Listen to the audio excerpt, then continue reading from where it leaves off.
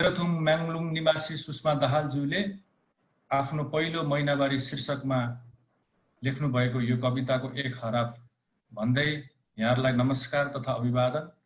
आज सबैजनालाई यस कार्यक्रममा स्वागत गर्न चाहन्छु। कोरोना कहरका कारण देश लकडाउनमा छ, सम्पूर्ण क्षेत्रहरू सबै ठप्प छन्। हामी सबै कुनै न कुनै रूपमा प्रभावित छौं। झनै दैनिक मजदुरी गरेर खाने वर्ग अझ धेरै समस्यामा परेका छन्। कोरोना भाइरसले अथवा कोभिड-19 ले सबैलाई असर गरेको छ। त्यसमाथि प्रजनन उमेर समूहका महिला तथा किशोरीलाई पनि धेरै हिसाबले बाधा पुर्याएको छ। महामारी भन्दैमा महिनामारी रोकिने त होइन नि त, यो कुरा तपाईं हामी सबैलाई थाहा छ। त्यसैले अहिलेको लकडाउनको अवस्थामा महिनामारी हुँदाका बखत महिला तथा किशोरीले विभिन्न कष्ट सामना गर्नुपर्नेको यथार्थ हामी सबैका सामु छ। हिजोको दिन दुई प्रकारले विशेष थियो।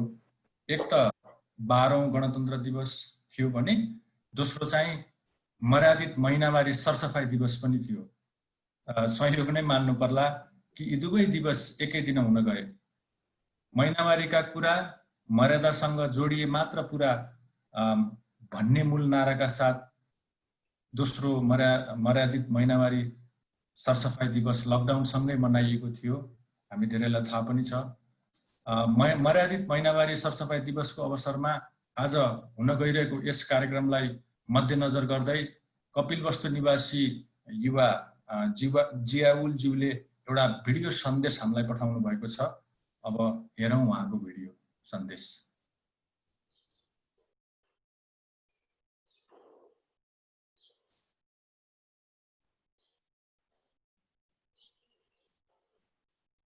Video please.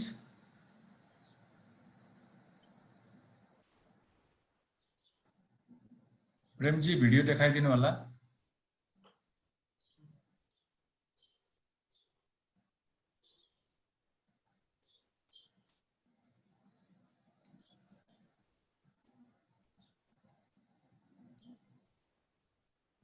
नमस्कार, म जियाउल हक कपिलवस्तुबाट अन्तर्राष्ट्रिय महिनावारी सरसफाई दिवसको सम्पूर्णमा शुभकामना दिन चाहन्छु। महिनावारी महिलाहरूमा हुने अभिन्न क्षण हो जुन पनि महिलाहरूको जीवनमा आउने गर्दछ र यस सम्बन्धी महिनावारी सम्बन्धी विभिन्न किसिमका कुरीतिहरू पनि रहेका छन्, जसका सवालहरूलाई हामीले सम्बोधन गर्नुपर्ने आवश्यकता हुन्छ।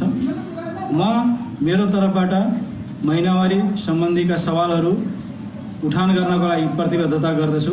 तपाईहरू पनि गर्नुहोस्, हामी सम्पूर्ण मिलेर यो सवालहरूको सम्बोधन गरौँ।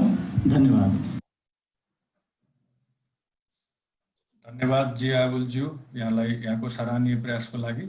म आफै आज एउटा पुरुष हुनुको नाताले यो कार्यक्रम मोडरेट गर्न गइरहेको छु र मलाई एकदम खुसी पनि यस कारणले लागेको छ कि जियाउलज्यूले भने जस्तै महिनावारीका कुरा, मर्यादित महिनावारीका कुरा महिलाहरूले धेरै भइसक्यो गर्न थालेको। पुरुषले पनि अब यो गर्नुपर्छ, पुरुषले पनि यो पुरुषको पनि समस्या हो भन्ने चाहिँ म आफैलाई पनि व्यक्तिगत रूपमा लाग्छ। अब कार्यक्रम अगाडि बढाउँ। सर्वप्रथम म हाम्रो आजको प्यानलिस्टहरूको परिचय चाहिँ यहाँहरू सामु राख्दछु। सर्वप्रथम मर्यादित महिनावारी अभियन्ता तथा यो दक्षिणी गोलावर्दीय मर्यादित महिनावारी अभियान, जसलाई global south coalition for dignified menstruation भन्छ, उहाँको प्रमुख राधा पौडेल हुनुहुन्छ। उहाँलाई स्वागत गर्न चाहन्छु। उहाँ नर्स पनि हुनुहुन्छ पेसाले। त्यस्तै मदन पुरस्कार विजेता हुनुहुन्छ उहाँको दोस्रो कृति अपवित्र रगत, जुन चाहिँ महिनावारी सम्बन्धी धेरै ठाउँका धेरै कुरा प्रकाश पार्नु भएको छ। उहाँले सायद यहाँहरू सबैलाई उहाँको अपवित्र रगत भन्ने किताब थाहा छ भन्ने पनि मैले आशा राख्दछु। त्यसैगरी स्वास्थ्य तथा जनसङ्ख्या मन्त्रालय अन्तर्गतको परिवार स्वास्थ्य महाशाखामा कार्यरत वरिष्ठ सामुदायिक नर्सिङ अधिकृत नुजन शर्माज्यू पनि आजको प्यानलिस्टको रूपमा आउनु भएको छ। उहाँलाई पनि यस कार्यक्रममा स्वागत गर्दछु म। अनि सँगसँगै युवा अधिकार कर्मी अपाङ्गता भएका महिला तथा किशोरीको जीवनमा परिवर्तन ल्याउन कार्यरत दृष्टिबिन तथा सोही कार्यका लागि स्थापित संस्था प्रयत्न नेपालको फाउन्डर सरिता लामिछानेज्यू हुनुहुन्छ अर्को प्यानलिस्ट। उहाँलाई पनि यस कार्यक्रममा म स्वागत गर्न चाहन्छु। सँगसँगै UNFPA अर्थात् संयुक्त राष्ट्रसङ्घीय जनसङ्ख्या कोषको नेपाल स्थित कार्यालयमा सहायक प्रतिनिधिको रूपमा कार्यरत हुनुहुन्छ लतिका मास्के प्रधानज्यू। उहाँ पनि आजको अर्को प्यानलिस्टको रूपमा आउनुभएको छ। स्वागत छ लतिकाज्यू हजुरलाई। र अन्तिममा सन्दीप श्रेष्ठ अर्को प्यानलिस्ट हुनुहुन्छ। उहाँ सामाजिक बजार व्यवस्थापक मेरी स्टप्स हुनुहुन्छ। सामाजिक बजार व्यवस्थापक हैसियतमा उहाँ महिनावारी सम्बन्धी सामग्रीको त्यो पोर्टफोलियोको एउटा विशेषज्ञता पनि उहाँसँग छ भन्दै आजको उहाँहरू प्यानलिस्ट हाम्रो प्यानलिस्ट यहाँहरू सामु परिचय गराए। अब यो कोरोना भाइरस महामारीको बेला होस् वा सामान्य अवस्था, महिनामारीका कारण किशोरी र महिलामाथि गरिने विभेद र हिंसा हुने गरेको सत्य छिपेको छैन। यसै सन्दर्भमा मलाई यहाँहरू सामु सेयर पनि गर्न मन लाग्यो कि एउटा मेरो आफ्नै बहिनीले परिवारमा भएको तितो सत्य। अघि तेह्रथुमबाट जुन पहिलो महिनावारी सम्बन्धी मैले कविता साभार गरेको थिएँ, त्यस्तै पहिलो महिनावारी भएर बसेका बेला मेरो बहिनीलाई केही गाउँलेहरूले छोरा पाइस कि छोरी भनेर पटक पटक उहाँले जिस्काउँदा चाहिँ बहिनीलाई एकदमै त्यो एकदमै कठिन भएको थियो। धेरै पटक मैले रोएको देखेको थिएँ। यो महिनावारीका कारण हुने विभेद र हिंसा सँगै यसलाई मैले जोड्न खोजेँ। हालसालै महिला बालबालिका तथा ज्येष्ठ नागरिक मन्त्री पार्वत गुरुङले आफूले मर्यादित महिनावारीको कुरा गर्दा कतिपयले अचम्म मानेको कुरा र अनौठो प्रतिक्रिया सार्वजनिक रूपमै दिनुभएको थियो। त्यसैले म आजको प्यानलिस्ट मध्येको एकजना राधाज्यू, उहाँलाई प्रश्न राख्न चाहन्छु यही सँग सम्बन्धित कुरा। धेरैलाई यो थाहा नहुन सक्छ कि मर्यादित महिनावारी के हो। म राधाज्यूलाई यसमाथि प्रकाश पारिदिनु हुन चाहिँ अनुरोध गर्दछु।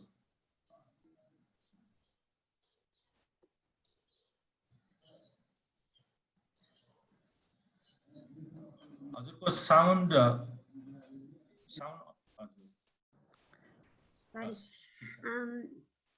धन्यवाद। सबैभन्दा पहिला चाहिँ आज राष्ट्रिय महिला अधिकार दिवस हो। यो दिवसको अवसरमा सबैलाई शुभकामना बधाई दिन चाहन्छु र महिला अधिकारका लागि जीवन उत्सर्ग गर्ने ज्ञात अज्ञात महिलाहरू पुरुषहरू सबैलाई स्मरण गर्दै उच्च सम्मान गर्न चाहन्छु। वास्तवमा मर्यादित महिनावारी भनेको चाहिँ अघि तपाईँले नारा भन्दाखेरि भन्नुभएको थियो नि, यसपालिको नारा चाहिँ महिनावारीका कुरा मर्यादा केन्द्रित भए मात्रै हुन्छ पुरा भनेको मतलब चाहिँ के हो भने महिनावारीका कारणले कुनै पनि व्यक्ति मैले किन भनिरहेको छु भने छोरी अथवा महिला अथवा चाहिँ ट्रान्समेन अथवा क्विर जो कोही पनि हुन सक्छ। हामीले चाहिँ महिलाहरू मात्रै महिनावारी हुन्छन् भनेर सोच्नु हुँदैन।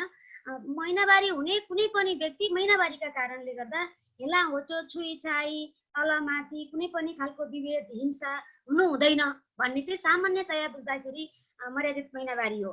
यसलाई अझै सजिलो गरी बुझ्नको लागि हाम्रो सालाखाला एक महिनामा 30 दिन हुन्छ। 30 दिनमा 25 दिन र 5 दिन चाहिँ एभरेजमा रगत बग्ने दिन गनियो भने त्यो दुईटा 25 र 5 दिनमा चाहिँ समान खालको हुने, त्यसमा फरक नभएको अवस्था चाहिँ मर्यादित महिनावारी हो।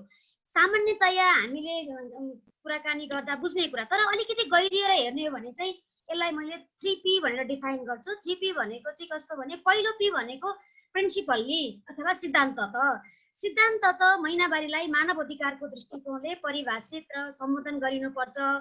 यसलाई चाहिँ च्यारिटी मोडलबाट गरेर हुँदैन, मानव अधिकारको दृष्टिकोणले व्याख्या र एक्टिभिटिजहरू गर्नुपर्छ भन्ने सिद्धान्त हो।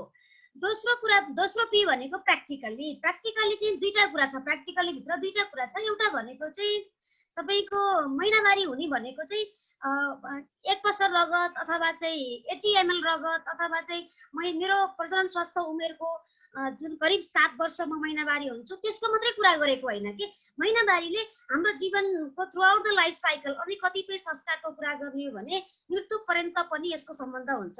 उदाहरणको लागि नेपालमै कुरा गरौँ, जस्तै मेरो आमा करिब 12 वर्ष अगाडि बित्नुभयो। मेरो आमाको एकपटक मात्रै श्राद्ध हुन्छ के वर्षमा, हजुरबाहरूको 2 पटक हुन्छ भनेपछि महिलाहरूलाई चाहिँ मृत्यु पर्यन्त पनि उनीहरू इन्फेरियर, उनीहरू चाहिँ सानो, उनीहरू अशुद्ध भनेका कारणले गर्दा मृत्यु संस्कार पनि फरक छ। भनेपछि यसलाई चाहिँ जीवनभरि उसको चाहिँ पेटमा बच्चा आएदेखि ओम टु टोम, पेटमा बच्चा आएदेखि मृत्यु पर्यन्तसम्म लाइफ साइकलको दृष्टिकोणबाट व्याख्या गरिनुपर्छ, काम गरिनुपर्छ भन्ने हो। यसैभित्र चाहिँ स्वास्थ्य, शिक्षा, खानेपानी, सरसफाइ, मानव अधिकार, सशक्तिकरण र वातावरण यी सबै पक्षहरूलाई सँगसँगै काम गर्न सकियो भने मात्रै हामीले महिनावारीबाट उत्पन्न हुने अल्पकालीन र दीर्घकालीन परिणामहरूलाई, नकारात्मक परिणामहरूलाई सम्बोधन गर्न सक्छौँ। नत्र एउटा मात्रै इस्यु टिप्यौँ भनेदेखि अब प्याड मात्रै बाँड्ने अथवा स्कुलको करिकुलम मात्रै काम गर्ने अथवा चाहिँ कप मात्रै बाँड्ने त्यस्तो खालको कार्यक्रमहरू गर्यो भने we untouch the menstruation issue के हामीले त्यसलाई छोकै छैन, केही पनि गरेको छैन भन्ने बुझिन्छ। किनभने menstruation is a very complex and very multifaceted issue के हामीले जे बुझिरहेछौँ, संसारले जे बुझिरहेछ त्यो चाहिँ एकदमै अब गलत त नभनौँ तर एकदमै ओभरलुक गरेको, एकदम चाहिँ वास्ता नगरेको विषय हो भनेर भन्न मन लाग्छ। अब तेस्रो पी भनेको चाहिँ कस्तो भने साइकोलोजिकली भनेको लाई चाहिँ पावर रिकन्स्ट्रक्सनसँग लगेर हेर्छु मैले।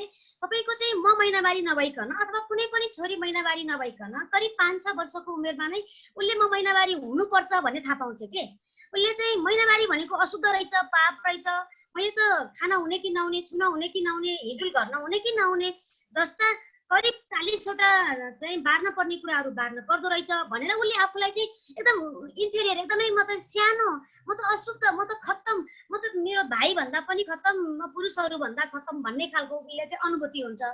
अनि त्यही कारणले सामाजिकरण हुँदै जाँदाखेरि ऊ चाहिँ बोल्न हुँदैन, मैले जे पनि सहनु पर्छ भन्ने खालको चाहिँ विकास भएर जान्छ। जुन चाहिँ संवेगात्मक विकास हुने हो नि जुन, त्यो चाहिँ एकदमै सङ्कुचित भएर जान्छ कि। अनि त्यही समयमा त्यही उमेरमा करिब 6 देखि 12 वर्षको उमेरमा केटाहरूले, पुरुषहरूले पनि महिनावारीको बारेमा थाहा पाउँछन्। थाहा पाइसकेपछि उनीहरूलाई के अनुभूति हुन्छ भने ओ म त कहिले पनि महिनावारी हुन पर्दैन, म त आमाहरू भन्दा आमा त्यति ठुलो है। अब के अरे हामीले कल्पना गरौँ यस्तो हामी जस्तो आमाहरू रेडियोमा बोलिरहेछ, टेलिभिजनमा बोलिरहेछ, यत्रो मान्छेलाई सिकाइरहेछ, तर आमा भन्दा त म ठुलो रहेछु, म पो सिनियर रहेछु, मसँगको प्रिभिलेज रहेछ भन्ने खालको उसलाई चाहिँ त्यस्तो खालको मानसिकता विकास हुन्छ। र एवं रीतिले चाहिँ पुरुषहरू चाहिँ धेरै चाहिँ के अरे भाइलेन्सहरूमा इन्भल्भ हुने र इभेन्चुअली छोरीहरू चाहिँ बलात्कृत हुने, छोराहरू चाहिँ बलात्कार गर्ने त्यस्तो अवस्थामा जान्छ।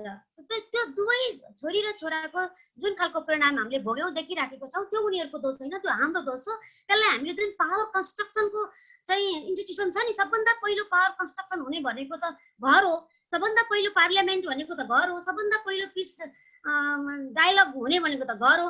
त्यो घरमा नै महिलाहरूलाई महिनावारीका कारणले गर्दा जुन खालको चाहिँ सेपरेसन अथवा आइसोलेसन अथवा एक्सक्लुजन अथवा बहिष्करणमा पारिन्छ, त्यो कारणले गर्दाखेरि उनीहरूको चाहिँ म पावरलेस र पावरफुल भन्ने खालको चाहिँ सोसियलाइजेसन हुन्छ। र अन्ततगत महिलाहरूले, छोरीहरूले थुप्रै खालको जति पनि अहिले हामीले सुनिराखेको छौँ महिलामाथि हुने अथवा पुरुषमाथि भएका जति पनि हिंसाहरू छन्, त्यो हिंसाहरूको सम्बन्ध चाहिँ महिनावारी बार्ने चलन छ। त्यसै कारणले गर्दा प्रिन्सिपल्ली, प्र्याक्टिकल्ली र साइकोलोजिकल्ली तीन हिसाबले चाहिँ यसलाई इन डेप्थ एनालाइसिस गर्न सकिन्छ भने सामान्यतया बुझ्दाखेरि 25 दिन र 5 दिनमा एउटै अवस्था, एउटै भनेको इन टर्म्स अफ डिस्क्रिमिनेसन। मैले I'm not talking about the के अरे हेल्थ इस्युजको कुरा गरिरहेको छैन। अब कसैलाई चाहिँ सिम्टम एकदम सिभियर सिम्टम देखिन्छ, मेडिसिनै खानुपर्ने, हस्पिटलै जानुपर्ने, ड्रिपै सलाइन पनि लगाउन पर्ने खालको अवस्थाहरू, म त्यसको कुरा गरिराखेको छैन। त्यो भनेको फरक अवस्थाहरू भयो। डिस्क्रिमिनेसन अथवा विभेदको सन्दर्भमा चाहिँ कुनै पनि खालको विभेद गरिन हुँदैन। ऊ चाहिँ 25 दिन र 5 दिन एउटै हो, अथवा चाहिँ पुरुषहरूको दारी जुगाउँदाखेरि उहाँहरू कतै अपमानित हुनु परेको छैन, त्यस्तै महिलाहरू पनि महिनावारी हुँदाखेरि अपमानित हुनु पर्दैन। यो चाहिँ प्रकृतिले दिएको वरदान हो, यसलाई चाहिँ गौरवका साथ चाहिँ एउटा सेलिब्रेसन गर्नुपर्छ भन्ने चाहिँ यसको मान्यता हो। समय सकिया छैन, अरू गफ गर्छ, समय सकिएपछि छोडिदिन्छु। हजुर धन्यवाद। अर्को फेरि त्यसपछि फेरि प्रसङ्ग जोड्ने छु है। अब यहाँहरूले भन्नुभएको महिनावारीसँग सम्बन्धित विभेदहरू जुन एकदमै प्रकाश पारिदिनु भयो, मर्यादित महिनावारीसँग सम्बन्धित, यो यतिकै पनि सोच्दा यस्तो खाले विभेदहरू जोखिममा रहेको जनसङ्ख्या लाई अझ यो धेरै नै हिसाबले प्रभाव पार्ने जस्तो पनि यथार्थ हामी सबै सामु छ है। यसै सन्दर्भमा म आजको अर्को वक्ता हाम्रो सरिता लामिछानेज्यूलाई यो अहिलेको विशेष गरी यो कोरोना भाइरस कोभिड-19 को यो महामारीको समयमा यो यौनिक तथा लैङ्गिक अल्पसंख्यकका समुदाय र अपाङ्गता भएका व्यक्तिहरू उहाँहरूले चाहिँ यो महिनावारी सामग्री र स्याहार लिन कस्ता कस्ता समस्याहरू भोगिरहेका छन् सरिताज्यू? धन्यवाद। सुरुवातमा त महिला अधिकार दिवसको र महिनावारी स्वास्थ्य दिवस दुवै दिवसको हार्दिक मङ्गलमय शुभकामना। अब कुरा गर्नु पर्दा त अहिले यो जुन यो को कारणले ग्लोबल पेन्डेमिकको कारणले गर्दा धेरै समुदायहरू आक्रान्त भएर बसिरहेको, त्यसमा पनि हामीले विशेष गरी यौनिक तथा लैङ्गिक अल्पसंख्यक र अपाङ्गता भएका व्यक्तिहरू त्यो समुदाय हो र विभिन्न विभेदको शिकार। जस्तै यौनिक तथा लैङ्गिक अल्पसंख्यकको कुरा गर्दा ट्रान्समेन र क्वेयर पिपुलहरू जति पनि हुनुहुन्छ, अब मेन्सुरेसन किनभने उहाँहरू त 22 वर्ष भजैना लिएर जन्मिनु भयो, तर पछि आफ्नो फिलिङ्सले गर्दा पछि ट्रान्समेन बन्नुभयो अथवा वाटेभर। तर के हुने रहेछ भने जस्तै पहिलाको तुलनामा यदि सेनिटरी प्याडहरू किन्नै पर्यो भने पनि भाटपट्टि नि जस्ता ठुला सुपर मार्केटमा गयो, आफूलाई चाहिए सेनिटरी प्याडहरू किन्यो ल्यायो गर्नुहुन्थ्यो। तर अहिले भनेको हामी आफ्नै घरभित्र सीमित भइरहँदा चाहिँ लोकल मार्केटमै सेनिटरी प्याडहरू किन्न जानुपर्ने हुन्छ।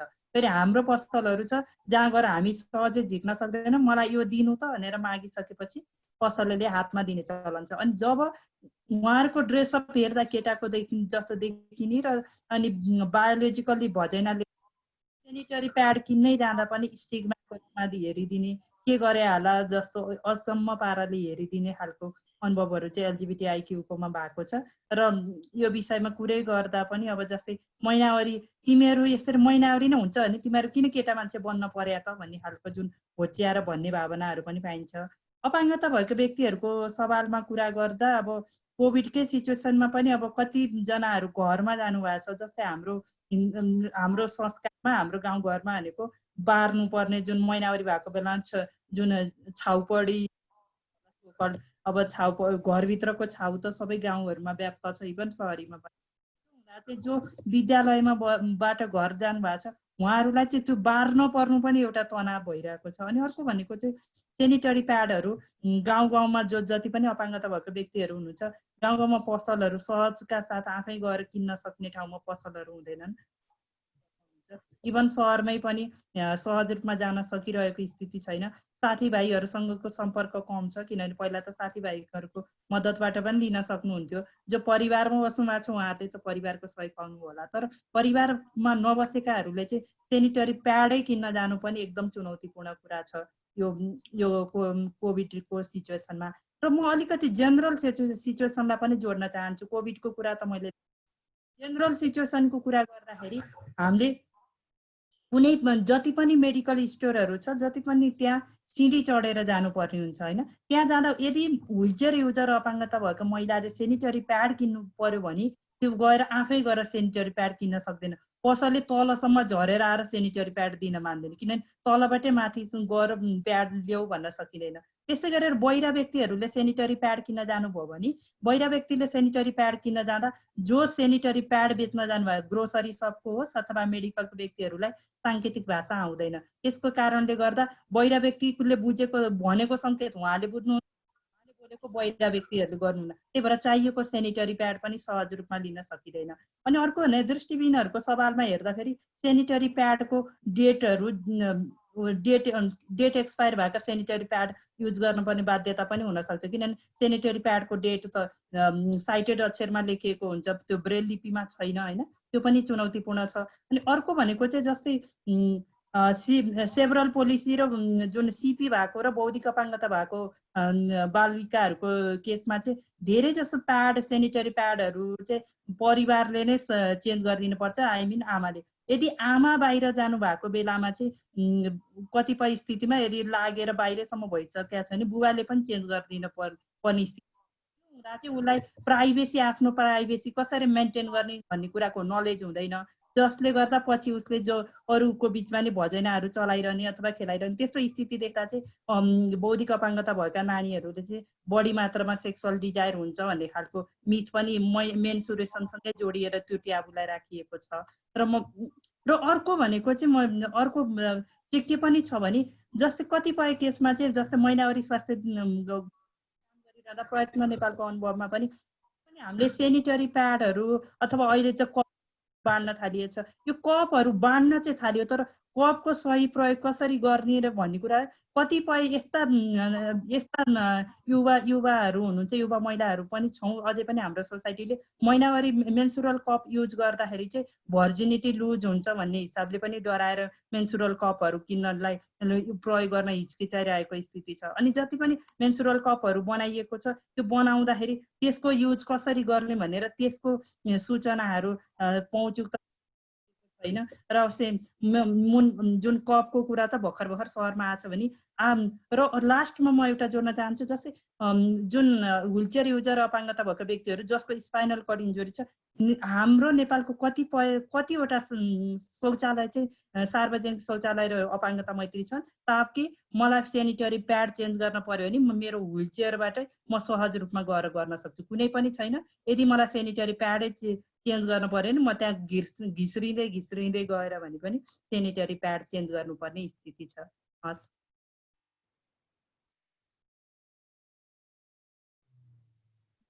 धन्यवाद सरिताज्यू, एकदमै राम्रो कुरा राखिदिनु भयो। यो सेनिटरी प्याड भन्ने यहाँ चर्चा पनि भयो है, यसको पहुँचको सवालमा निकै कठिनाइ भएको कुरा आयो।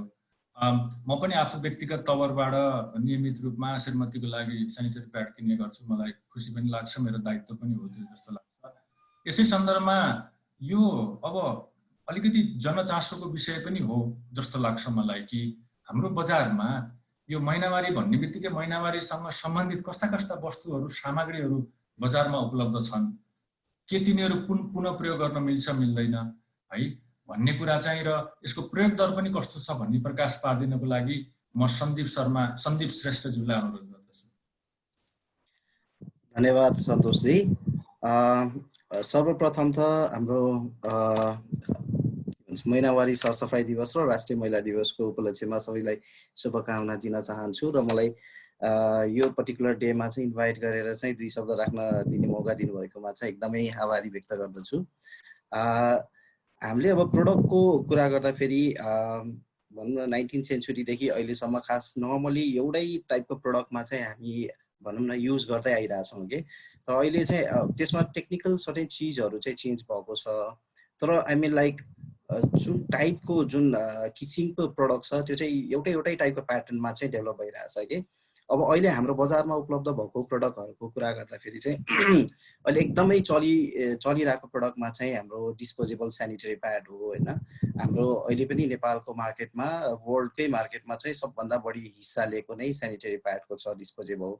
तर डिस्पोजेबल प्याडको चाहिँ अब एउटा डिसएडभान्टेज भनेको चाहिँ अब यसलाई चाहिँ अब डिग्रेड हुनलाई धेरै टाइम लाग्छ, प्लस यसको कस्ट इफेक्टिभनेस पनि एकदमै बढी छ। यसको चाहिँ भनौँ न रिकरिङ एभ्री टाइम खरिद गरिराख्न पर्ने।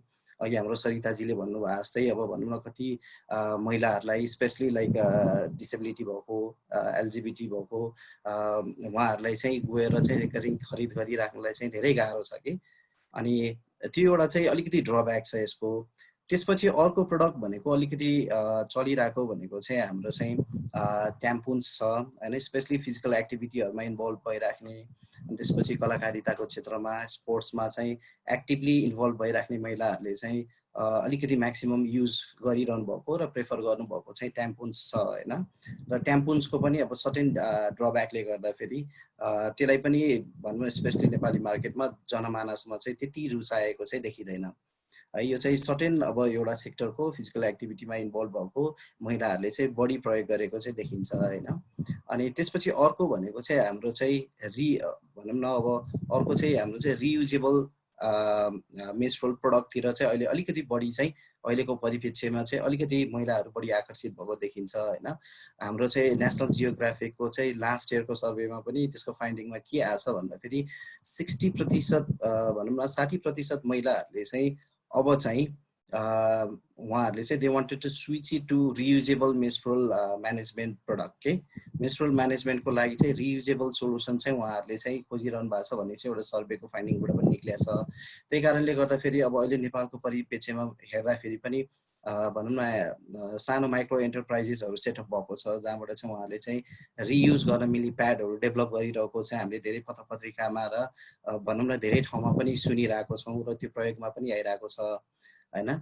तर त्यसको पनि अब कस्तो छ भन्दा फेरि ट्राभल गर्दा र सर्टेन भनौँ न एउटा चाहिँ परिवेशमा चाहिँ युज गर्नलाई चाहिँ अलिकति च्यालेन्जिङ भएको कारणले गर्दाखेरि त्यो पनि भनौँ जुन रेसियोमा मार्केट लिन पर्ने हो त्यसले चाहिँ त्यो रेसियोमा मार्केट लिनलाई चाहिँ अलिकति टाइम लागिरहेछ।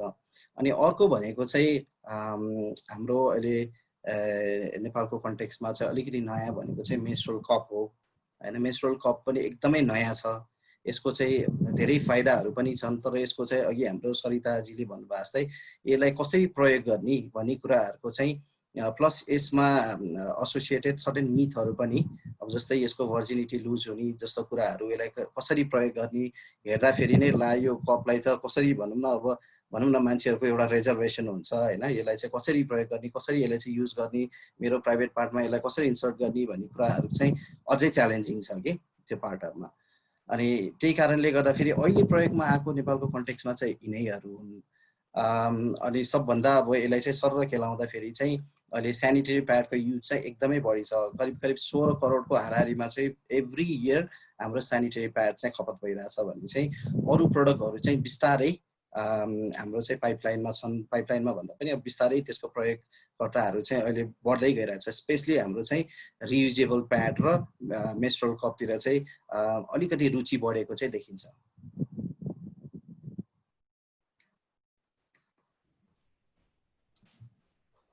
धन्यवाद सन्दीपज्यू।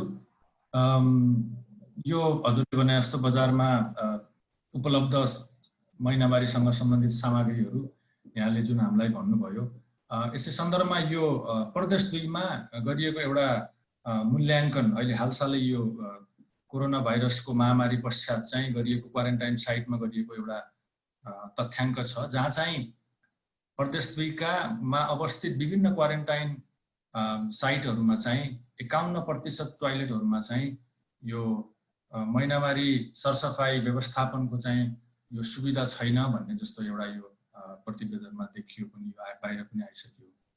यसै सन्दर्भमा चाहिँ म हाम्रो परिवार स्वास्थ्य महाशाखाबाट आउनुभएका वक्ताको रूपमा नुजन शर्माज्यूलाई चाहिँ अहिले वर्तमान अवस्थामा चाहिँ के कस्ता सरकारी विशेष गरी रणनीति अथवा नीतिहरू छन् यो महिनावारी स्वास्थ्यको व्यवस्थापनसँग सम्बन्धित अनि यसलाई चाहिँ अहिलेको यो कोभिड-19 को सन्दर्भमा चाहिँ यसलाई कसरी हेरिनुपर्छ भनेर यहाँ हजुरको विचार राख्दिनु हुन म अनुरोध गर्दछु।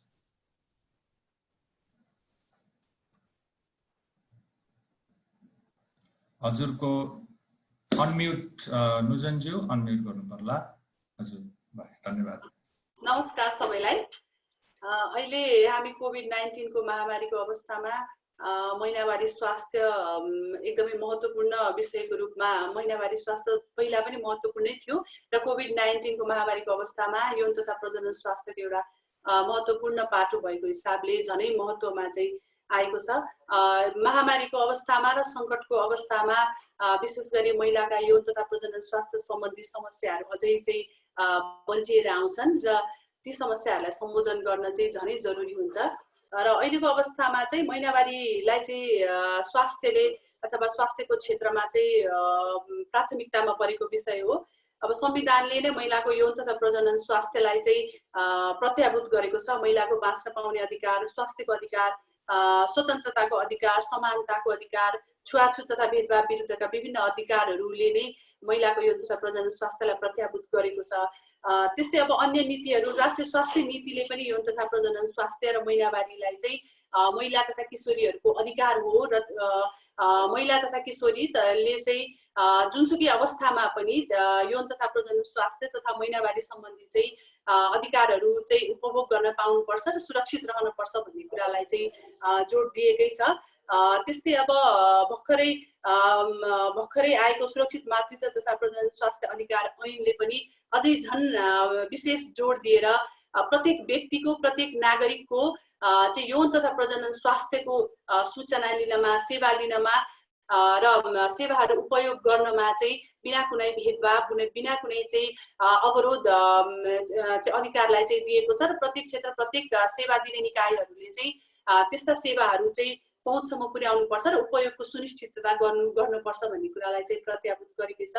र अहिले अब यस कोभिड महामारीको अवस्थामा धेरै महिला किशोरीहरू चाहिँ क्वारेन्टाइनमा पनि रहनुभएको अवस्थामा छ। घरमै बस्ने महिला दिदीबहिनी अथवा जो मिन्स्ट्रेटरहरू हुनुहुन्छ उहाँहरूले चाहिँ महिनावारीलाई व्यवस्थापन गर्न सक्ने सामग्रीको पहुँच र उपलब्धतामा पनि बाधा परेको चाहिँ अवस्था छ। यो परिस्थितिमा हामीले चाहिँ स्वास्थ्य संस्था मार्फत चाहिँ महिला तथा किशोरी अथवा मेन्स्ट्रुएसन जसलाई हुन्छ उहाँहरूले चाहिँ महिनावारीको सेवामा पहुँच पुगोस् अथवा महिनावारी सम्बन्धी चाहिँ उहाँहरूलाई सूचना तथा जानकारी र सेवा कसरी लिन सकिन्छ भनेर विशेष चाहिँ मार्गदर्शन बनाएर त्यो कार्यक्रमलाई व्यवस्थित गर्ने पनि अहिले प्रयास चाहिँ गरेका छौँ र विभिन्न गैर सरकारी संस्था निकायहरूसँग मिलेर हामीले चाहिँ विशेष गरी क्वारेन्टाइनमा रहेका महिलाहरूलाई चाहिँ महिनावारीलाई मर्यादित र व्यवस्थित बनाउन सकिन्छ भनेर चाहिँ उहाँहरूको लागि डिग्निटी किट अथवा हाइजिन किट भनौँ महिनावारीलाई व्यवस्थापन गर्न सकिने त्यस्ता किटहरूको पनि वितरण र प्रयोगलाई चाहिँ हामीले चाहिँ जोड दिएका छौँ र त्यसको लागि हामीले चाहिँ विभिन्न गैर सरकारी संस्था र नेपाल सरकार आफै पनि त्यसमा चाहिँ देशव्यापी रूपमा नै लागिरहेको अवस्था छ। त्यस्तै हामीले चाहिँ यो अवस्थामा चाहिँ यो सङ्कटको अवस्थामा यौन तथा प्रजनन स्वास्थ्य र महिनावारी सम्बन्धी चाहिँ धेरै चाहिँ जिज्ञासा हुन सक्छन्, समस्याहरू हुन सक्छन्। स्वास्थ्य सेवाहरू चाहिँ अहिले चाहिँ जुन पहिलाको अवस्थामा सामान्य हिसाबले सञ्चालन भइरहेको थियो अहिले त्यो अवस्थामा फेरबदल छ। स्वास्थ्य कर्मीहरू पनि कोभिडको कारणले गर्दाखेरि विभिन्न अन्य कोभिडकोलाई चाहिँ प्राथमिकतामा राखेर केही ठाउँहरूमा चाहिँ मुभमेन्ट भएको कारणले गर्दाखेरि प्रयोगकर्ताहरू अथवा महिला किशोरी तथा जो पनि व्यक्तिहरूलाई चाहिँ महिनावारी सम्बन्धित अथवा यौन तथा प्रजनन स्वास्थ्य सम्बन्धी सल्लाह सूचना र प्रेषणको केही आवश्यकता परेमा हामीले चाहिँ हेल्पलाइन हटलाइन सेवाको पनि सुचारू गरेका छौँ र यो सेवाहरू चाहिँ निशुल्क रूपमा नेपाल सरकारले सञ्चालन गरेको छ। परोपकार प्रसुति अस्पताल लगायत परिवार योजना सेवा र यौन तथा प्रजनन स्वास्थ्य सेवामा काम गर्ने संस्थाहरूले चाहिँ टोल फ्री नम्बर चाहिँ सञ्चालन गरिरहनु भएको छ जसले गर्दाखेरि चाहिँ र त्यसमा त्यो टोल फ्री नम्बरमा चाहिँ कल गर्ने कलर्सहरूको हामीले तथ्याङ्कहरू हेर्दा महिनावारी सम्बन्धी प्रश्नहरू पनि धेरै आएका छन् र त्यसमा किशोरीको महिनावारी सम्बन्धी प्रश्नहरूलाई पनि सम्बोधन गरिएको छ। यसकारणले चाहिँ स्वास्थ्य मन्त्रालयले विशेष गरी स्वास्थ्य सेवा विभाग अन्तर्गत परिवार कल्याण महाशाखा जसमा परिवार योजना तथा प्रजनन स्वास्थ्य शाखाले चाहिँ यो किशोरी तथा महिलाहरूको महिनावारी सम्बन्धी समस्या अथवा यौन तथा प्रजनन स्वास्थ्य सम्बन्धी सेवाहरू चाहिँ सुचारू रूपले सञ्चालन होस् र सेवाबाट कसैलाई पनि वञ्चित हुनु नपरोस् भनेर आफ्नो कार्यक्रमहरू चाहिँ सङ्घीय स्तरबाट प्रोभिन्सियल लेभलमा प्रदेशहरूसँग पनि समन्वय गरेर र स्थानीय स्तरमा पालिका लेभलसम्म पनि हामीले पालिका लेभलसम्म त्यहाँका स्वास्थ्य संस्था स्वास्थ्य संयोजकहरू काम गर्ने स्थानीय निकायहरूसँग समन्वय गरेर यौन तथा प्रजनन स्वास्थ्य र महिनावारीको कारणले गर्दाखेरि किशोरी तथा महिलाहरूलाई चाहिँ जोखिमबाट बचाउनको लागि प्रयत्नरत छौँ। धन्यवाद। धन्यवाद नुर्जनज्यू। एकदमै सरकारी प्रयास जस्तो भइरहेको छ त्यसको हामीले प्रशंसा पनि गर्नुपर्छ। विभिन्न कठिनाइहरू छ, बाधा छ, व्यवधानहरू छ, यो पक्कै पनि सहज होइन। यस्तो अवस्थामा यति धेरै गर्न सक्नु पनि यसलाई राम्रै रूपमा पनि लिनुपर्छ। अब यहाँले जुन यो भन्दै गर्दा अघि राधाज्यूले सुरुमा चाहिँ यो विभिन्न यसका आयामहरूको बारेमा भेदभाव र विभेदसँग जोडिएका आयामहरूको बारेमा बताइदिनु भएको थियो। अब यो महिनावारी स्वास्थ्य भनेको चाहिँ यसका धेरै आयामहरू र धेरै कुराहरूसँग जोडिएको यो विषय भएको भएर यो बृहत यौनिकता शिक्षासँग पनि यसको अन्तर सम्बन्ध एकदमै छ भन्ने कुराहरू चाहिँ आइरहेको छ। त्यसै सन्दर्भमा चाहिँ म लतिका मास्के प्रधानज्यूलाई चाहिँ यसको यो बृहत यौनिकता शिक्षासँग कस्तो सम्बन्ध छ र चाहिँ यसले किशोरहरू र युवाहरूको चाहिँ स्वास्थ्यमा चाहिँ कसरी असर गरिरहेको छ भन्ने कुरा प्रकाश पारिदिनु हुन चाहिँ म उहाँलाई अनुरोध गर्दछु। धन्यवाद सन्तोषजी। अब तपाईको प्रश्न जुन बृहत्तर यौनिकता शिक्षा जुन कम्प्रिहेन्सिभ सेक्सुअलिटी एजुकेसन भन्छौँ हामी अङ्ग्रेजीमा, त्योसँग कसरी यो महिनावारीको विषय चाहिँ सम्बन्धित छ भन्नु पर्दाखेरि यो कम्प्रिहेन्सिभ सेक्सुअलिटी एजुकेसन, यो बृहत्तर यौनिकता शिक्षा भनेको चाहिँ करिकुलम बेस्ड एजुकेसन हो, जुन चाहिँ अब युनेस्कोले एउटा टेक्निकल गाइडेन्स पनि निकालेको छ यसमा। अब विश्वव्यापी हिसाबमा चाहिँ ग्लोबल एभिडेन्स भन्छौँ नि हामी, यो ग्लोबल एभिडेन्स पनि के छ भने एकदमै दक्ष के अरे टिचर्सहरू, दक्ष शिक्षकहरू जसलाई चाहिँ यो बृहत्तर यौनिकता शिक्षाको बारेमा के अरे पढाउने ज्ञान छ, उहाँहरूबाट शिक्षा प्रदान भएका बालबालिकाहरूले सानै उमेरदेखि उमेर अनुसारको एज अप्रोप्रिएट भन्छौँ नि, एज अप्रोप्रिएट शिक्षा पाएको खण्डमा चाहिँ उनीहरूको सशक्तिकरण चाहिँ एकदमै पोजिटिभ हुन्छ र उहाँहरूले त्यो बच्चाहरूले यो शिक्षा पाएपछि चाहिँ ठुलो भइसकेपछि आफ्नो यौन तथा प्रजनन सम्बन्धी कुनै निर्णय गर्नु परेमा उहाँहरूले चाहिँ एकदमै त्यो किसिमको एम्पावरमेन्ट उहाँहरूमा हुन्छ र उहाँहरूले टाइमली राइट इन्फर्मेसन राइट टाइममा राइट एजमा पाउनुभयो भने त्यो किसिमको निर्णय लिन उहाँहरूलाई आफ्नो जीवनमा धेरै सहज हुन्छ भन्ने किसिमको ग्लोबल एभिडेन्स पनि छ होइन। अब यो बृहत्तर यौनिकता शिक्षामा चाहिँ 8वटा भेरियस मोड्युल्सहरू छन्।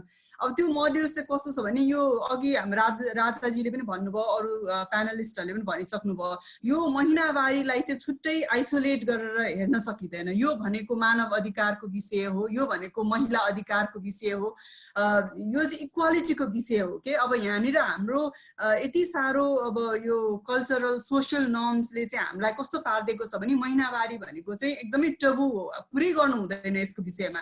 यो रगत भनेको त अछुत कुरा हो, छुई हुने हुन्छ नि, बच्चा पाइसकेपछि पनि त्यो महिलाहरूलाई टाढा राख्ने, आइसोलेसनमा राख्ने, महिनावारी हुँदाखेरि मन्दिर जान नहुने, घरको चुल्हा चौकामा जान नहुने, धेरै जस्तो डिप्राइभेसन मोबिलिटी नै रोकिने, त्यो किसिमको जुन टबु छ, यो ट्याबुलाई चाहिँ कस्तो भने यो सानैदेखि हामीलाई जुन किसिमको कल्चर र जुन किसिमको एजुकेसन हामीमा छ त्यो किसिमले गर्दा आज यति ठुलो भएर हामी जस्ता पढे लेखेर सहरमा बस्ने मान्छेहरूले पनि त्यो किसिमको बार्ने, त्यो मन्दिर जान डराउने, भान्सामा छिर्न डराउने किसिमका यो कल्चर डेभलप हुनु भनेको चाहिँ हाम्रो एजुकेसन नै त्यो सिस्टमबाट आएको छ।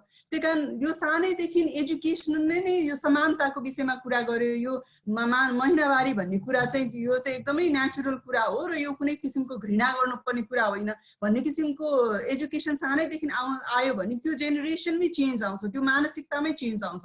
त्यही कारण यो कम्प्रिहेन्सिभ सेक्सुअलिटी एजुकेसन जुन बृहत्तर यौनिकता शिक्षा छ, यसको भेरियस मोड्युलमा यसले मानव अधिकारको कुरा गर्छ, यसले जेन्डर इक्वालिटी का कुरा गर्छ, यसले ह्युमन राइट्सको कुरा गर्छ, यसले सेक्सुअल रिप्रोडक्टिभ हेल्थ एन्ड राइट्सको कुरा गर्छ। त्यो 8वटा मोड्युलमा यसले विभिन्न किसिमका कुराहरू राखेको छ जसमा यो महिनावारीको कुरा पनि छुन्छ र उहाँहरूले चाहिँ यसलाई बायोलोजिकल्ली पनि कल्चरल्ली पनि यो कुरालाई एक्सप्लेन गर्नुभएको छ त्यो करिकुलममा, जसले चाहिँ यो सानो बच्चादेखि नै जुन मानसिकता हाम्रोमा अहिले डेभलप भएको छ नि त्यसलाई चाहिँ एलिमिनेट गर्ने, यो किसिमको डिस्क्रिमिनेट असमानताको भावना जुन जगाउँछ, यो घृणा हुनुपर्ने, टबु हुनुपर्ने भन्ने कुरा जुन छ त्यो कुरालाई चाहिँ हटाउने विषय हो यो। र म एउटा इक्जाम्पल दिन चाहन्छु। आजकल चाहिँ मलाई कस्तो लाग्छ भने हाम्रो नीति नियमको त अघि नुजनजीले पनि कुरा गरिसक्नुभयो, स्वास्थ्य मन्त्रालय अनुसार के अरे अन्तर्गतको नीति नियम, त्यस्तै गरेर शिक्षामा पनि धेरै करिकुलममा इन्टिग्रेट भएर आइसकेको छ यो। र स्कुलमा यो बृहत्तर यौनिकता शिक्षालाई क्लासहरू रन गर्दा म एउटा क्लासमा गएको पनि थिएँ र अहिले त बच्चाहरू यति साह्रो फ्रेङ्कली यो बारेमा कुरा गर्न सुरु भइसकेको छ कि स्कुलमा पनि यो शिक्षासँग सम्बन्धित हिसाबले उहाँले चाहिँ टिचर्सहरूसँग यो सेनिटरी प्याड पनि फ्रेङ्कली केटै टिचर छ भने पनि बच्चाहरूले हामीलाई त आजकल अप्ठ्यारो लाग्दैन, यो भनेको त एकदमै प्राकृतिक कुरा रहेछ, यसमा डराउनु पर्ने, लुकाउनु पर्ने, यसमा आफू नराम्रो हुनुपर्ने कुरा केही पनि रहेन रहेछ भनेर बच्चाहरूले त फ्रेङ्कली एकदम सेनिटरी प्याड माग्ने। अब एउटा क्लासमा हामी बसेको थियौँ जसमा चाहिँ केटा टिचर हुनुहुन्थ्यो, पुरुष शिक्षक हुनुहुन्थ्यो, उहाँले यो महिनावारीको बारेमा क्लास लिँदै हुनुहुन्थ्यो। त्यो क्लास चाहिँ 30 मिनटको मात्र थियो, त्यो क्लास झन्डै 1 घन्टा गयो किनभने बालिकाहरूको त्यति साह्रो क्युरियोसिटी, उहाँले फ्रेङ्कली एकदम टिचरलाई क्वेसन सोध्नु भयो कि हामीले रुख छुँदाखेरि त्यहाँको फल मर्छ महिनावारी हुँदाखेरि हामी के अरे यो त्यो मिथ्स एन्ड मिसकन्सेप्सन जुन छ नि यति साह्रो राम्रोसँग बच्चाहरूले आफ्नो त्यो क्युरियोसिटीलाई त्यहाँ राख्नु भयो नि त्यो 30 मिनटको क्लास त झन्डै 1 घन्टा गयो भनेपछि बच्चाहरुमा त्यो कौतूहलता रहेछ के त्यही कारण यो कौतूहलता मेटाउनलाई पनि त्यो किसिमको सही समयमा सही किसिमको सूचना र सही किसिमको शिक्षा दिन सक्यो भने यो किसिमको कुठिङ्गित किसिमको यो कल्चरल सोशल नर्म्स हटाउन चाहिँ आई थिंक शिक्षा इज रियली इम्पोर्टेन्ट र कम्प्रिहेन्सिभ सेक्सुअलिटी एजुकेसनको चाहिँ यसमा एकदमै ठुलो रोल छ भन्ने म देख्छु। थ्यांक यू सन्तोष जी।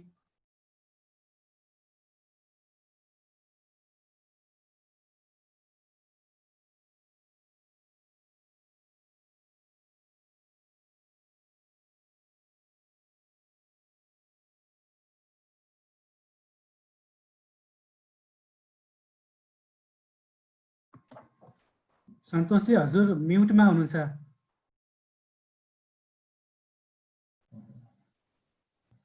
माफ गर्नु होला, सरी। धन्यवाद लतिकाज्यू।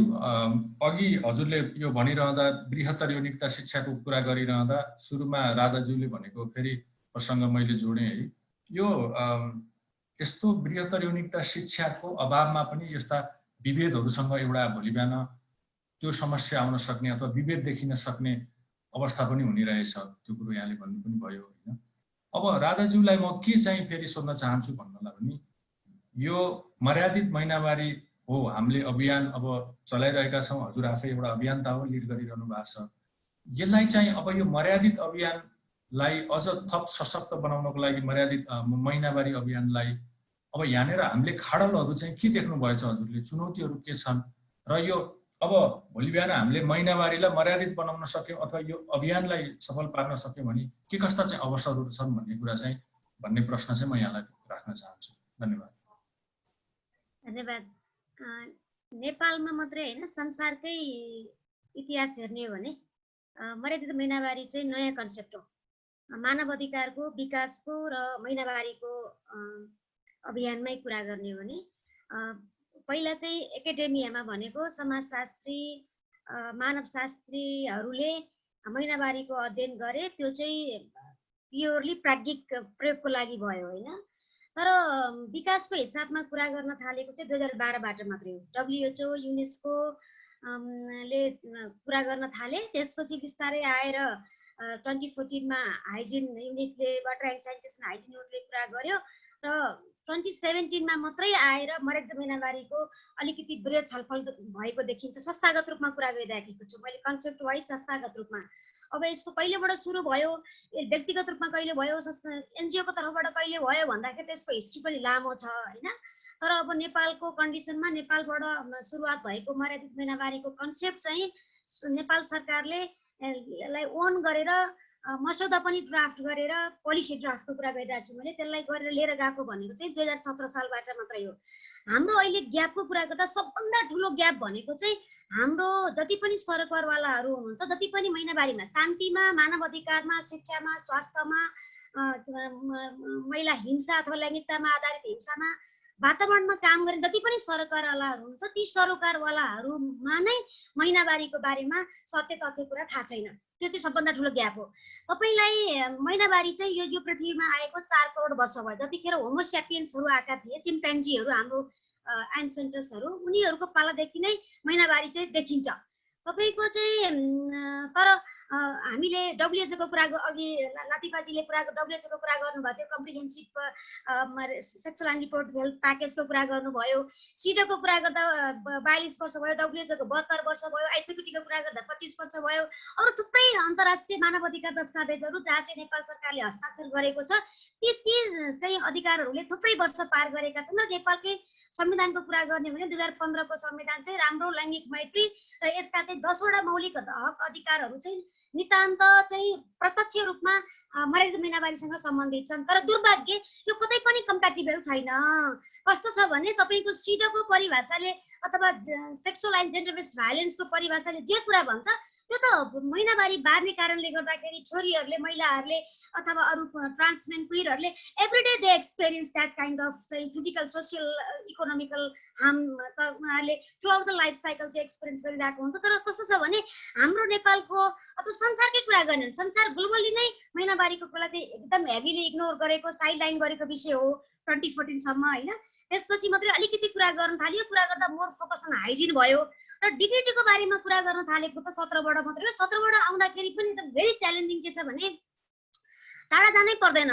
के अरे मर्यादित महिनावारी भनेको चाहिँ अम्ब्रेला टर्म हो, अम्ब्रेला टर्म हो। त्यहाँभित्र चाहिँ विशेष गरिकन स्वास्थ्य, शिक्षा, खानेपानी, मानव अधिकार, महिला हिंसाको कुरा र वातावरणको कुरा 5वटा मन्त्रालयहरू चाहिँ प्यारलली कोलाबोरेटिभली काम गर्नुपर्छ। त त्यहाँभित्र गएर स्कोप हेर्ने हो भनेदेखि तपाईँले हाइजिनको कुरा गर्दाखेरि sanitary pad is not hygiene कि, is not only the hygiene के, तपाईँको हामी के अरे त्यसको डिग्निफाइड मेन्सुरेसनलाई मूलपूर्वाहीकरण गर्नको लागि हामीले भाषामै परिवर्तन गर्नुपर्छ। मर्यादित महिनावारी सरसफाइ दिवस हो के, त्यसरी भन्ने हो के। हामीले सुरुमा 2018 सालमा पहिलो पटक चावडै मन्त्रालयको संयोजकमा मनाएको दिवसको त्यसरी मनाइएको थियो। तर त्यसपछि एकदम म्यानिपुलेट भएर यो चाहिँ हाइजिन मात्रै प्याड मात्रै फोकस भयो के। तपाईँको चाहिँ मर्यादित महिनावारी सरसफाइ भित्र त्यो अम्ब्रेला भित्रको मात्रै कुरा गरौँ, त्यो अम्ब्रेला भित्र चर्पीको कुरा आउँछ।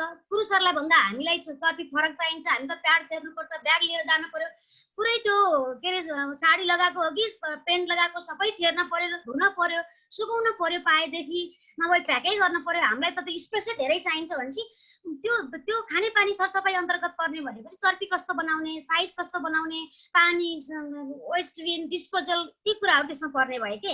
स्वास्थ्यको कुरा गर्दा स्वास्थ्यले चाहिँ यसले चाहिँ के अरे मेन्सुरेसनको बेलामा अथवा पहिला र अहिले त्यसलाई काउन्सेलिङको के अरे कुनै सिम्टमहरू डिसअर्डरहरू भयो भने पछि गएर त्यो रिपोर्टिभ हेल्थमा क्यान्सरहरू अथवा कुनै एब्नर्मालिटीहरू भयो, युट्रस प्रोल्याप्स भयो, इन्फर्टिलिटी भयो, अरू म्याटरलाइन चाइल्डहरूको इस्युहरू भयो भने त्यो स्वास्थ्यको कुरा भयो। अनि त्यसपछि के अरे शिक्षाको कुरा भनेको चाहिँ करिकुलममा फर्मल र इन्फर्मल दुईटै एजुकेसनमा यसलाई इन्कर्पोरेट गरेर लगेर विशेष गरिकन जब महिनावारी हुन्छन् भनेको 4 कक्षाबाट महिनावारी हुन थाल्छ। आजभोलिको सहरतिर कुरा गर्दाखेरि 9-10 वर्षबाट महिनावारी हुन थाल्छ। उनीहरूलाई मेन्टली फिजिकली प्रिपेयर गर्नको लागि कम्तीमा 4 कक्षादेखि नै यसलाई इन्कर्पोरेट गर्दै लगेर भोलि चाहिँ सोसाइटीमा कसरी एडजस्ट गर्ने, कसरी लिडरसिप लिने भन्ने लाइनमा लान पर्ने हो शिक्षाले। अनि वातावरण मन्त्रालयले काम गर्ने भनेको चाहिँ कस्तो कस्तो खालको प्रोडक्ट ल्याउने, कस्तो खालको प्रोडक्ट ल्यायो भने पिपललाई पनि फाइदा हुन्छ, प्लानेटलाई पनि हामीले सेभ गर्न सकिन्छ, वातावरण मैत्री बनाउन सकिन्छ, कसरी पैसा कम खर्च गर्न सकिन्छ, कुनै खालको केमिकल्सहरू प्रयोग गरेको छ कि छैन भन्ने दृष्टिकोणबाट त्यसरी स्कोप डिभिजन गरिएको हो। तर अनफर्चुनेटली भन्छ डिग्निफाइड मेन्सुरेसनको इनिसिएटिभ कन्ट्री हो नेपाल, प्राउडली भन्नुपर्छ। तर हिजो के अरे हामीहरू सबैजना भएर गरिएको कार्यक्रममा मर्यादित महिनावारीको कुरा कतै पनि लेखिएन, ब्यानरमा पनि राखिएन, कतै पनि भनिएन। के अरे मर्यादित महिनावारी युक्त मर्यादित महिनावारीको देश बनाउने भनेर मन्त्री गुरुङले भन्नुभयो भनेर 2 दिन अगाडि मे 26 को दिन जुन सम्मेलन भएको थियो, त्यो सम्मेलनको आधारमा पत्र पत्रिकामा आएका कुराहरूलाई मन्त्रीज्यूलाई प्रश्न गर्दाखेरि चाहिँ मर्यादित महिनावारीको देश बनाउँछु भन्नु भएको छ नि, त्यो भनेको के हो, कसरी बनाउनुहुन्छ भन्ने खालको प्रश्न चाहिँ गरियो। रातिबाजी पनि त्यही हुनुहुन्थ्यो, मैले हेरिराखेको थिएँ। तर मर्यादित महिनावारी भनेको के हो, त्यसमा चाहिँ 4वटा मन्त्रालयहरू अथवा त्यसको अन्तर्गतमा रहेर काम गर्ने संस्थाहरू, एनजिओहरू, युएनहरू, उनीहरूको उद्देश्य के हो, उनीहरूले कसरी काम गर्छन्, उनीहरूको भूमिका के हो भन्ने बारेमा चाहिँ बहस भएन। के अरे सरसफाइको चाहिँ जुन मे 28 सरसफाइ दिवस भनेर जर्मनको एउटा एनजिओले सुरुवात गरेको चाहिँ एउटा अभियान हो। यो अभियान चाहिँ हाम्रो अभियान होइन। हामीले अभियान हाम्रो नभए पनि हामीले सपोर्टै गर्न हुन्न, सेलिब्रेसनै गर्न हुन्न भन्ने होइन, सेलिब्रेसन गर्नुपर्छ। किनभने इट्स अल्सो अपर्च्युनिटी, हामीलाई धेरै अपर्च्युनिटी चाहिएको छ नि। जति धेरै मानिस सरकारवालाहरूलाई लिएर आउने, गफ गर्ने, महिनावारीको बारेमा कुरै भएको छैन। कुरा गरिसकेपछि बाउछोरी कुरा गर्न सक्छन्, दिदीभाइ कुरा गर्न सक्छन्, आमा छोरा कुरा गर्न सक्छन्। अनि घरबाट नै पावर कन्स्ट्रक्सन फरक हुन्छ, हाम्रो माइन्डसेट फरक हुन्छ। अनि त्यसले स्कुलमा, घर परिवार, पोलिसी सबै ठाउँमा गएर एकदमै मल्टिप्लायर इफेक्टमा जति पनि महिलामाथि हुने खालका हिंसाहरू छन्, जति पनि सेक्सुअल अनि रिप्रोडक्टिभ राइट्स अथवा त्यसको इलनेसको कुराहरू छन् र मानव अधिकार त्यसलाई सम्बोधन गर्ने सिद्धान्त हो। तर अनफर्चुनेटली हाम्रो नेपालीहरू साथीहरू चाहिँ they are not ready, they are supporting someone because of the पैसा, because of the funding. Is a very sad truth, I have to tell. हजुर राधाज्यू, यो समय पनि अभाव भएको भएर म यो हाम्रो विशेष गरी यो जसले हेर्नु भएको छ फेसबुक लाइभ र विशेष गरी जुमबाट उहाँहरूको प्रश्न लिन्छु। अब किनकि यो अलिकति मेरो प्रश्नहरू भन्दा अथवा उहाँहरूको प्रश्नहरू पनि धेरै रोचक प्रश्नहरू पनि आएका छन्। म सबै प्यानलिस्टहरूलाई यो प्रश्नहरू राख्न चाहन्छु। ठिक छ, आइएम रेडी। हजुर, त्यो हजुरको एकदमै त्यसको लागि धन्यवाद। यो एउटा प्रश्न चाहिँ म अघि हुन त भनिसक्नु भएको थियो हाम्रो परिवार कल्याण महाशाखाको म्याडमले। उहाँलाई यो लक्ष्मी पोखरेलज्यूले सोध्नु भएको छ कि सरकारले यो महिनावारी सरसफाई विशेष गरी क्वारेन्टाइन भएका चाहिँ सबै ठाउँहरूमा चाहिँ त्यो महिनावारी सरसफाई चाहिँ प्रबन्धन गर्नको लागि चाहिँ के कस्ता कामहरू गरिरहेको छ म जान्न इच्छुक छु भनेर लक्ष्मी पोखरेलले सोध्नु भएको छ। हुन त अघि भन्नुभएको थियो, त्यही पनि छोटकरीमा हजुरले यसो प्रकाश पारिदिनु भयो भने अहिले फेरि नयाँ आउनु भएको दर्शकहरूलाई पनि सजिलो होला। बस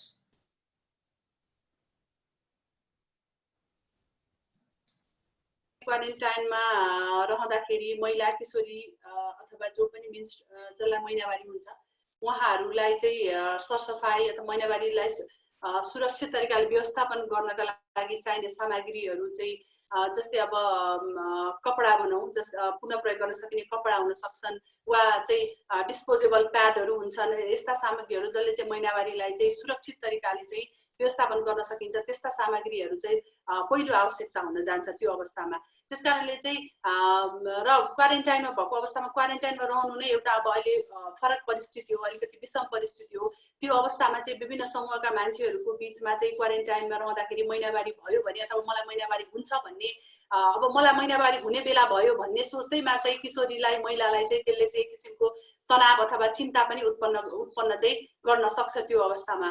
त्यसकारणले गर्दाखेरि चाहिँ हामीले चाहिँ क्वारेन्टाइनमा चाहिँ स्वास्थ्यकर्मीको जुन हाम्रो स्वास्थ्यकर्मीहरू हुनुहुन्छ स्वास्थ्यकर्मीको मद्दतबाट चाहिँ त्यस्ता महिला तथा किशोरीहरूलाई चाहिँ क्वारेन्टाइनमा रहँदाखेरि महिनावारीको कारणले गर्दाखेरि हुन सक्ने चाहिँ मानसिक चिन्ता अथवा भय अथवा त्रासलाई चाहिँ कसरी चाहिँ कमी गर्न सकिन्छ भनेर म र सामाजिक परामर्शलाई पनि उत्तिकै महत्त्व दिएर चाहिँ अगाडि लगेका छौँ कि स्वास्थ्यकर्मीहरू चाहिँ तालिम प्राप्त हुनुहुन्छ र उहाँहरूले चाहिँ महिनावारीसँग सम्बन्धित त्यस्ता मानसिक उल्झनहरूलाई चाहिँ सुल्झाउन मद्दत गर्न सक्नुहुन्छ। त्यस्तै अब हामीले चाहिँ यो प्रजनन स्वास्थ्यको क्षेत्रमा काम गर्ने सङ्घ संस्थाहरूसँग समन्वय र सहकार्य गरेर अघि पनि मैले भनिसकेँ विभिन्न प्रदेशहरूमा जस्तै 2 नम्बर प्रदेश, 5 नम्बर प्रदेश र 7 नम्बर प्रदेश, मैले छोटकरीमा प्रदेशको नाम भनिनँ, 2, 5, 7 भने प्रदेशहरूमा चाहिँ विभिन्न संस्थाहरूसँग मिलेर चाहिँ महिला तथा किशोरीहरूको लागि चाहिँ डिग्निटी किट जुन भन्छौँ नेपालीमा त्यसलाई मर्यादा किट भने पनि हुन्छ अथवा चाहिँ प्रजनन स्वास्थ्य सामग्री भने पनि हुन्छ, त्यस्ता सामग्रीहरूको चाहिँ व्यवस्थापन गरेका छौँ जसले गर्दाखेरि चाहिँ महिला अथवा किशोरीहरूले चाहिँ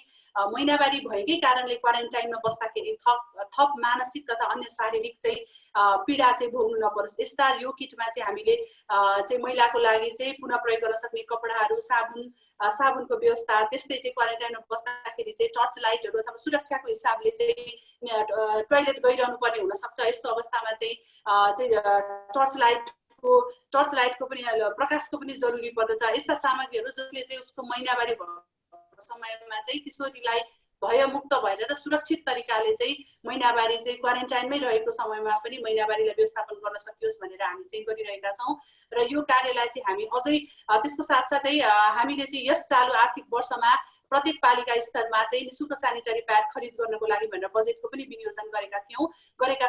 त्यो चाहिँ हामीले खास विद्यालय सामुदायिक विद्यालयहरूको लागि भनेर त्यो चाहिँ सिड मनी चाहिँ व्यवस्थापन गरेका थियौँ। तर अहिले यो कोभिड-19 को भिन्न परिस्थितिमा हामीले त्यो बजेटलाई चाहिँ पालिकाले आफ्नो पालिका स्तरमा भएका पालिकाको मार्फतमा भएका क्वारेन्टाइनहरूमा रहेका किशोरीहरूको लागि चाहिँ महिला तथा किशोरीहरूको लागि चाहिँ सेनिटरी प्याड खरिद गरेर चाहिँ प्रयोग गर्न सकिने भनेर हामीले परिवार कल्याण महाशाखाबाट परिपत्र पनि गरिसकेका छौँ, जसले गर्दाखेरि चाहिँ क्वारेन्टाइनमा भएका किशोरी तथा महिलाहरूलाई चाहिँ महिनावारीलाई व्यवस्थापन गर्न चाहिँ थप सहयोग मिल्नेछ र अब अझ यसमा चाहिँ निरन्तर काम गरिरहेका छौँ। महिनावारी साथै यौन तथा प्रजनन स्वास्थ्यका मुद्दाहरूलाई चाहिँ क्वारेन्टाइनमा रहेको अवस्थामा र क्वारेन्टाइन बाहिर पनि समुदायमा रहेका महिला तथा किशोरीहरूलाई चाहिँ कसरी उनीहरूको महिनावारीलाई सुरक्षित अथवा यौन तथा प्रजनन स्वास्थ्यको पुरै यस मुद्दालाई हामीले कसरी सुरक्षित तरिकाले चाहिँ सम्बोधन गर्न सक्छौँ भनेर हामी निरन्तर नयाँ सम्भावनाहरूको पनि खोजी गरिरहेका छौँ र यसमा नेपाल सरकार तथा यौन तथा प्रजनन स्वास्थ्य सरसफाई अघि म्याडमले राधा म्याडमले अन्य म्याडमलाई सर म्याडमले भन्नुभयो जस्तै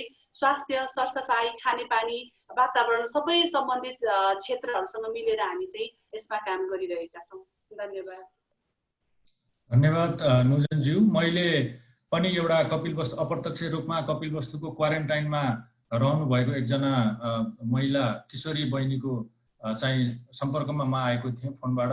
र फोनमा कुरा गर्दा उहाँले कस्तो मलाई चाहिँ एकदमै त्यति बेला यति घतलाग्दो कुरा भन्नुभएको थियो कि क्वारेन्टाइनमा हुँदा अब बाहिर गएर यो सेनिटरी प्याड किन्ने सम्भावना अथवा त्यो हुने सम्भवको कुरै भएन। क्वारेन्टाइनमै उहाँले त्यो सेनिटरी प्याड पाउँदा चाहिँ म एकदमै खुसीले मेरो सीमा छैन भन्ने जस्तो उहाँको आशय थियो।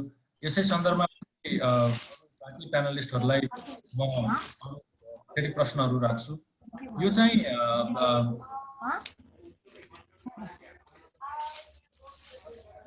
हजुर, यो चाहिँ म सुदीपलाई राख्छु अनि त्यस पछाडि म पछि फेरि सरिताज्यूकोमा आउँछु। यो अनिता महर्जन,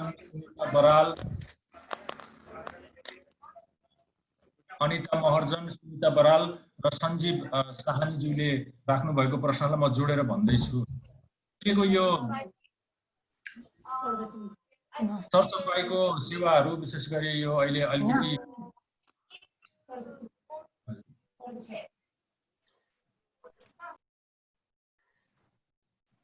सरसफाइको सेवाहरू पराजुलीज्यू हजुरलाई हजुरको माइक अनम्युट गर्नको लागि म अनुरोध गर्दैछु। आरके पराजुलीज्यू। अहिलेको यो विशेष गरी यो लिमिटेड अलिकति कटौती भएको छ नि यो त सरसफाइको सेवाहरू, त्यो अवस्थामा चाहिँ मेन्सुरल कप चाहिँ कतिको यो होइन कतिको फिजिबल हो। अनि सँगसँगै फेरि त्यससँग जोडिएका प्रश्नहरू भनेको चाहिँ अब कतिपय रिसर्चहरूले मेन्सुरल कप भनेको चाहिँ अलिकति यो यसको केही भनौँ न मतलब रिक्सहरू हुन्छ अथवा टक्सिक सक सिन्ड्रोमहरू हुन्छ भनेर भनेका पनि छन्। त्यस्तो अवस्थामा यो फाइदा हो कि अथवा यो खतरा हो प्रयोगको लागि सन्दर्भमा भन्नुभएको छ भने, अनि यो सँगसँगै त्योसँग जोडिएको चाहिँ यो रियुजेबल क्लोथ पासको चाहिँ के हो यो यसको भनेर चाहिँ महर्जन अनिताज्यूले पनि सोध्नु भएको छ। हजुर सञ्जीवज्यू। हेलो, धन्यवाद। नर्मली हाम्रो मेन्स्ट्रुअल कप भनेको चाहिँ खास मैले हजुरको दोस्रो प्रश्नदेखि स्टार्ट गरेँ, जुन टिएसएसको कुरा गर्नुभयो, टक्सिक सक सिन्ड्रोम। टक्सिक सक सिन्ड्रोम भनेको चाहिँ नर्मली मेन्स्ट्रुएसन हुँदाखेरि के हुन्छ भन्दाखेरि ब्लड फ्लो भइसकेपछि ब्लडसँगै एउटा फ्लुइड पनि प्रड्युस हुन्छ कि त्यसले चाहिँ हाम्रो भजाइनल इकोसिस्टमलाई चाहिँ मेन्टेन गरेको हुन्छ, त्यहाँको चाहिँ पिएच ब्यालेन्स गरेको हुन्छ। तर अत्याधिक रूपमा चाहिँ ट्याम्पोन युज गर्ने अथवा हाई एब्जर्सन चाहिँ सेनिटरी प्याड युज गर्दाखेरि त्यो फ्लुइड जसले चाहिँ इकोसिस्टम मेन्टेन गरेको हुन्छ त्यसलाई पनि एब्जर्ब गर्ने हुनाले चाहिँ त्यहाँको इकोसिस्टम डिस्टर्ब हुन्छ, जसको कारणले गर्दाखेरि पिएच लेभल बढ्न सक्ने चान्सेस हाई हुन्छ कि नर्मली हाम्रो भनौँ न त्यहाँ त्यो इकोसिस्टमको चाहिँ तपाईँको चाहिँ हाम्रो पिएच भनेको चाहिँ 3.5 to 4.5 हुनुपर्छ। हाम्रो नर्मल ब्लड फ्लो हुँदाखेरि ब्लडको पिएच नै 7.4 हुन्छ कि त्यसले गर्दाखेरि एक त ब्लड फ्लो हुने बित्तिकै त्यो अर्को चाहिँ मेन्स्ट्रुअल फ्लुइडले चाहिँ ब्यालेन्स गर्ने हो, तर त्यसलाई नै एब्जर्ब गरिसकेपछि तपाईँको चाहिँ के हुन्छ भन्दाखेरि त्यो ब्लडले गर्दाखेरि हाम्रो पिएच लेभल चाहिँ बढ्छ कि त्यसले गर्दाखेरि तपाईँको चाहिँ अरू जुन ब्याड ब्याक्टेरियाहरू हुन्छ त्यो चाहिँ कल्चर हुने चान्सेस अथवा उनीहरूलाई चाहिँ एउटा फिजिबल इन्भाइरोमेन्ट हुन्छ कि ग्रो हुनको लागि, त्यसले गर्दाखेरि नै टक्सिक सक सिन्ड्रोम चाहिँ प्रड्युस हुने हो। यसको प्रिभेन्सन भनेको नै हाम्रो चाहिँ भनौँ न यो यसको प्रिभेन्सनको लागि चाहिँ मेन्स्ट्रुअल कप चाहिँ एउटा चाहिँ बेस्ट सोल्युसन हो कि। अनि नर्मली अब यसमा चाहिँ म कोभिडमा जोड्दाखेरि पनि अघि कोभिडको पनि कुरा आएको जस्तो लाग्यो मलाई होइन, स्पेसली हाम्रो फ्रन्ट लाइनमा जो काम गरिरहनु भएको हेल्थ वर्करहरू हुनुहुन्छ होइन, अनि हाम्रो डक्टर हुनुहुन्छ, नर्सहरू हुनुहुन्छ, उहाँहरूलाई पनि एउटा चाहिँ के छ भन्दाखेरि अब एउटा पिपी लाएर बसेको हुनुहुन्छ उहाँले होइन, एउटा सर्टेन टाइमसम्म चाहिँ अब पिपी लगाइसकेपछि होइन बिरामीहरूलाई चाहिँ हेर्ने अब स्पेसली क्वारेन्टाइनमा बसेको अथवा कोभिड पोजिटिभ देखेको पेसेन्टहरूलाई आरडिटीमा पोजिटिभ भएको पेसेन्टहरूलाई चाहिँ उहाँहरूले चाहिँ नजिकबाट चाहिँ एउटा चाहिँ भनौँ न हेल्थ केयर सर्भिस चाहिँ प्रोभाइड गरिरहनु भएको हुन्छ।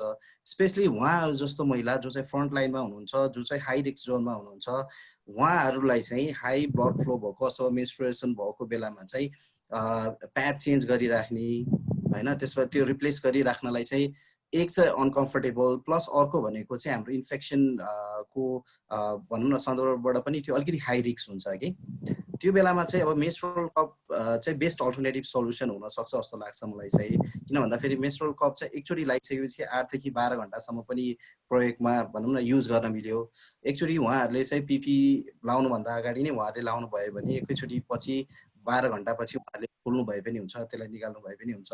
र प्लस अब त्यसको क्यापेसिटी भनेको चाहिँ 19 ml देखि 24 ml सम्म चाहिँ अहिले भनौँ न हामीले चाहिँ बजारमा अब स्पेसली हाम्रो चाहिँ मेरी स्टपको थ्रुबाट पनि हामीले चाहिँ 3टा डिफ्रेन्ट टाइपको मेन्स्ट्रुअल कप चाहिँ बजारमा ल्याएको छौँ होइन। त्यसको चाहिँ क्यापेसिटी भनेको चाहिँ 19 ml देखि 24 ml सम्म छ कि। अनि हाम्रो एभरेज साइकलमा चाहिँ तपाईँको प्रड्युस हुने ब्लड भनेको 40 to 50 ml मात्रै हो। अनि एभरेजमा हाम्रो 40-50 ml हो, कसैको 60 ml हुनसक्छ। 80 ml भन्दा बढी भयो भने त्यो अलिकति एबनर्मल हुन्छ होइन। त्यही कारणले गर्दाखेरि 42 ml लाई 40 to 50 ml लाई 4 दिनसम्म भनौँ न तपाईँले बाँड्दाखेरि पनि तपाईँको चाहिँ मेन्स्ट्रुअल कपलाई चाहिँ अलिकति बढी युज गर्दाखेरि पनि त्यसले चाहिँ मजाले चाहिँ त्यो क्यापेसिटी चाहिँ धान्छ कि। त्यही कारणले गर्दाखेरि स्पेसली अहिलेको परिप्रेक्ष्यमा जो हेल्थ वर्कर हुनुहुन्छ, हेल्थ भलिन्टियर हुनुहुन्छ, फार्मासिस्ट हुनुहुन्छ, स्पेसली हाम्रो सेक्युरिटी पर्सनल जो चाहिँ हाम्रो चाहिँ भनौँ न पुलिस अफिसरदेखि लिएर आर्मीदेखि लिएर सशस्त्रदेखि लिएर त्यहाँ कार्यरत हाम्रो जति पनि वुमेनहरू हुनुहुन्छ होइन। स्पेसली अर्को भनेको हाम्रो ट्राफिकमा उभिराख्ने चाहिँ हाम्रो चाहिँ फिमेल ट्राफिक पुलिस अफिसरहरू हुनुहुन्छ होइन। उहाँहरूलाई पनि स्पेसली प्याडहरू र अरू भनौँ न मेन्स्ट्रुअल प्रडक्टहरू चाहिँ युज गर्दाखेरि अलिकति अनकम्फर्टेबल र अलिकति प्र्याक्टिकल नहुने चाहिँ देखिया छ कि।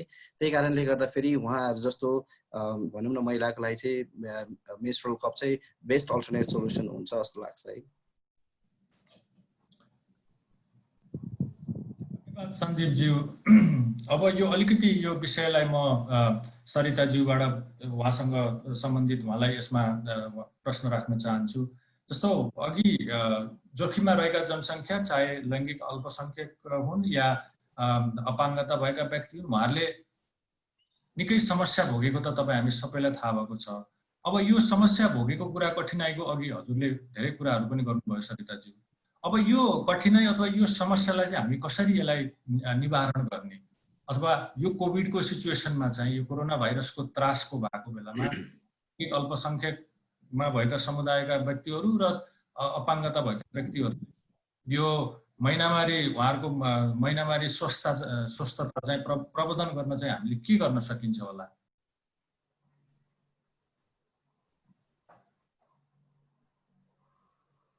हजुरको अनम्युट गर्नु पर्ला सरिताज्यू।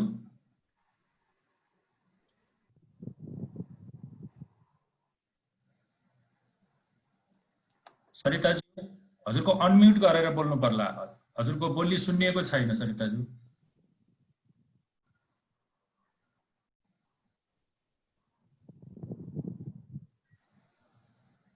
हजुर धन्यवाद। एउटा त के पनि छ भने यो कोभिडसँग जोडिएर चाहिँ जुन जति पनि अघि कुरा गरिहाल्यौँ यौनिक तथा लैङ्गिक अल्पसङ्ख्यकहरूले चाहिँ एकदम धेरै जोखिम भोगिरहनु भएको छ, अनि त्यसो अपाङ्गता भएका व्यक्तिहरूले। अब यसको कुरालाई चाहिँ हामीले मध्यनजर गर्दा चाहिँ अब हामीले ध्यान दिनुपर्ने केही कुराहरू चाहिँ के पनि छ भने, जस्तै जति पनि हामीले मेन्सुरेसनका कुराहरू गर्छौँ, जति पनि हामीले सामग्रीहरू बनाउँछौँ, सूचना तथा जुन सञ्चारका लागि बनाइएका सामग्रीहरू चाहिँ पहुँचयुक्त हिसाबले हुनु पर्यो। अनि एकचोटि हजुरको क्वेसन गर्न सक्नुहुन्छ सन्तोषजी? ए हजुर, त्यो अपाङ्गता भएका व्यक्ति र लैङ्गिक अल्पसङ्ख्यक जो समुदाय हुनुहुन्छ उहाँहरूलाई चाहिँ यो उहाँहरूको महिनावारी स्वास्थ्य चाहिँ प्रबन्धन गर्नको लागि चाहिँ के गर्न सकिन्छ होला, अथवा यहाँहरूले कसरी हेर्नु भएको छ भन्ने कुरा? हजुर, एउटा चाहिँ के गर्न सकिन्छ भने म निकाय वाइज नै आउन चाहन्छु। जस्तै जति पनि हामी सबैभन्दा पहिला चाहिँ जति पनि सेनिटरी प्याड बेच्ने हामी विक्रेताहरू छौँ, उहाँहरूले चाहिँ सेनिटरी प्याड किन्न आउँदाखेरि मान्छेले जसले किन्न आए पनि, जस्तै कतिपय ट्रान्समेन जाला, क्वेयर पिपल जानु होला, जो जाँदा पनि तिरदेखि पाउसम्म हेर्ने जुन प्रचलन छ त्यसलाई चाहिँ हामीले पनि परिवर्तन गर्न पर्यो। हुन सक्ला त्यो भनेको हामी जो कहिले पनि गर्न सक्ने कुरा। अर्को भनेको चाहिँ अफिसभित्र नै पनि अब जस्तै कतिपय अफिसभित्र अपाङ्गता भएको व्यक्तिदेखि लिएर सबैलाई मध्यनजर गरेर चाहिँ अफिसभित्र मेल र फिमेल टोयलेटहरू छुट्टै धेरै अफिसहरूमा कम छ, त्यो कुरालाई पनि मेन्टेन गर्न पर्यो। र अपाङ्गता भएको व्यक्तिहरूको लागि लिएर कुरा गर्दा चाहिँ अर्को चाहिँ जति पनि हामीले मेन्सुरेसनको लागि बनाएका मटेरियलहरू, अवेरनेसका मटेरियलहरू हुन्छन् त्यो पहुँचयुक्त हिसाबले हुन पर्यो। जस्तै अनि त्यस्तै गरेर अर्को भनेको चाहिँ जस्तै यस्ता खालका डिस्कसनहरू जस्तै आजै भएका फेसबुक लाइभहरू, यस्ता डिस्कसनहरूमा चाहिँ यदि साङ्केतिक भाषाको दोभाषीको पनि व्यवस्था हुन्थ्यो भने बहिरा व्यक्तिहरूले चाहिँ यस्ता भएका डिस्कसनहरूमा पनि पहुँच हुन्थ्यो होला। त्यो पनि हो एउटा महिनावारीको लागि। अनि अर्को भनेको सरकारी निकायहरूबाट जति पनि क्वारेन्टाइनहरू अहिले कोभिड-19सँग जोडिएर बनेका क्वारेन्टाइनहरूमा चाहिँ टोयलेटहरू अपाङ्गता मैत्री हुनु पनि पर्यो र सेनिटरी प्याड चाहिँ सहजै रूपमा भेटिने ठाउँमा पनि हुनु पर्यो, किनभने मान्छेलाई डाइरेक्ट माग्न त अड हुन सक्ला, त्यो होला। अनि अर्को जुन मेरिस्टोपदेखि लिएर विभिन्न सङ्घ संस्थाले जुन मेरी कपहरूदेखि लिएर जुन मेन्सुरल कपहरू बनाएको छ जुन हाइजेनिक छ भन्ने कुरा हुँदा चाहिँ यो भित्र एसोसिएट मिथहरूलाई चाहिँ यसरी डिल गर्न सकिन्छ भनेर चाहिँ हामीले बरु विभिन्न खालको जुन रेडियो ड्रामाहरू अथवा के कार्यक्रमहरूबाट पनि यसमा सचेतनामूलक कार्यक्रमहरू चाहिँ सञ्चालन गर्नु पर्यो। अनि टोयलेटहरूमा जुन स्पाइनल कर्ड इन्जुरीहरू व्यक्तिहरूको लागि चाहिँ जुन टोयलेटहरूमा कति बेला फ्लो हुन्छ नि थाहा हुँदैन, त्यही भएर टाइममा सेनिटरी प्याडहरू चेन्ज गर्नको लागि चाहिँ हाम्रा टोयलेटहरू, हामीले कार्यक्रमहरू आयोजना गरिने ठाउँको हाम्रा स्कुलका टोयलेटहरू सबै चाहिँ अपाङ्गता मैत्री हुनु पर्यो। एकजनाले सेयर गर्नुभएको छ जस्तै हामीले कतिपय बेलामा सेनिटरी प्याडहरू अथवा कुनै आइटमहरू प्रदान गरेर मात्रै हुँदैन, एउटा स्कुलमा गोर्खाको एउटा स्कुलमा सेयर गर्नुभएको छ जहाँ स्कुलमा काम गर्ने पिएनहरू र आएहरूले होस्टेलमा बस्ने जुन मेन्सुरेसन भएको केटीहरूलाई चाहिँ सेनिटरी प्याड डस्टबिनमा फाल्नको लागि अलाउ गरिएको छैन।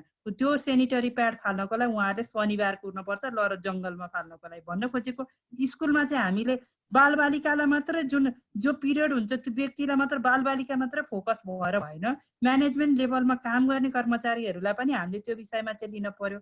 र अपाङ्गता भएको व्यक्तिहरूको महिनावारीलाई चाहिँ अभिशापको रूपमा लिने गरिन्छ, कतिपय केसमा केसम्म भन्ने गरिन्छ भने बरु यसको सट्टा अन्य व्यक्ति महिनावारी भएको जो को मेन्सुरल प्रब्लम हुँदै महिनावारी हुँदैन त्यो व्यक्तिमा महिनावारी भइदिएको भए त उसको त बच्चा हुन्थ्यो नि भन्ने हिसाबले नि दिने गरिन्छ।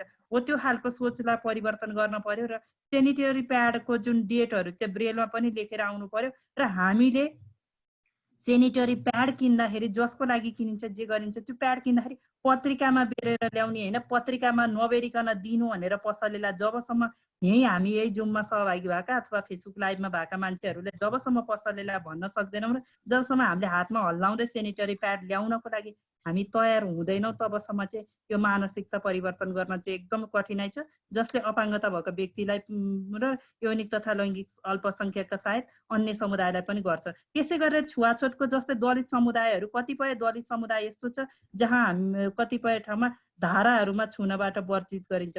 त्यो भएर हामीले चाहिँ दलित भित्रै पनि मेन्सुरेसनकै स्थिति के छ त अझ विदिन अनटचेबल भन्नाले इन्टरसेक्सनालिटी अप्रोचको एनालाइसिस पनि हुनु पर्यो, रिसर्चहरू हुनु पर्यो र मेन भनेको चाहिँ जुन स्वास्थ्य मन्त्रालयदेखि लिएर युएनएफपिएदेखि लिएर जति पनि सरकारवाला निकायहरूले कार्यक्रम बनाउँदाखेरि चाहिँ पहुँचयुक्तता अनि सर्वव्यापकता र अनि त्यसपछि भनेको चाहिँ इक्विटी भन्ने कुरालाई चाहिँ यो तीनवटा कुरालाई चाहिँ मध्यनजर गरेर मेन्सुरेसनसँग सम्बन्धित कार्यक्रमहरू चाहिँ सञ्चालन गरियो भने चाहिँ एकदम उपयोगी हुन्छ होला। र यो जति पनि कार्यक्रमहरू गर्दा र यस्तो गर्दा चाहिँ अपाङ्गता भएका व्यक्तिहरूको मेन्सुरेसन छुट्टै इस्यु हो भन्ने कुरा नलिकन समग्र रूपमा अन्य व्यक्तिको जस्तै यो पनि इस्यु हो भन्ने कुरालाई लिएर र विद्यालयहरूमा सचेतनामूलक कार्यक्रमहरू सञ्चालन गर्दै विद्यालयमा मात्र होइन र परिवारमा पनि सचेतनामूलक कार्यक्रमहरूको निरन्तरता दियो भने चाहिँ प्रभावकारी हुन्छ। र पाठ्यक्रममा पनि महिनावारीको कुराहरू राखिरहँदा चाहिँ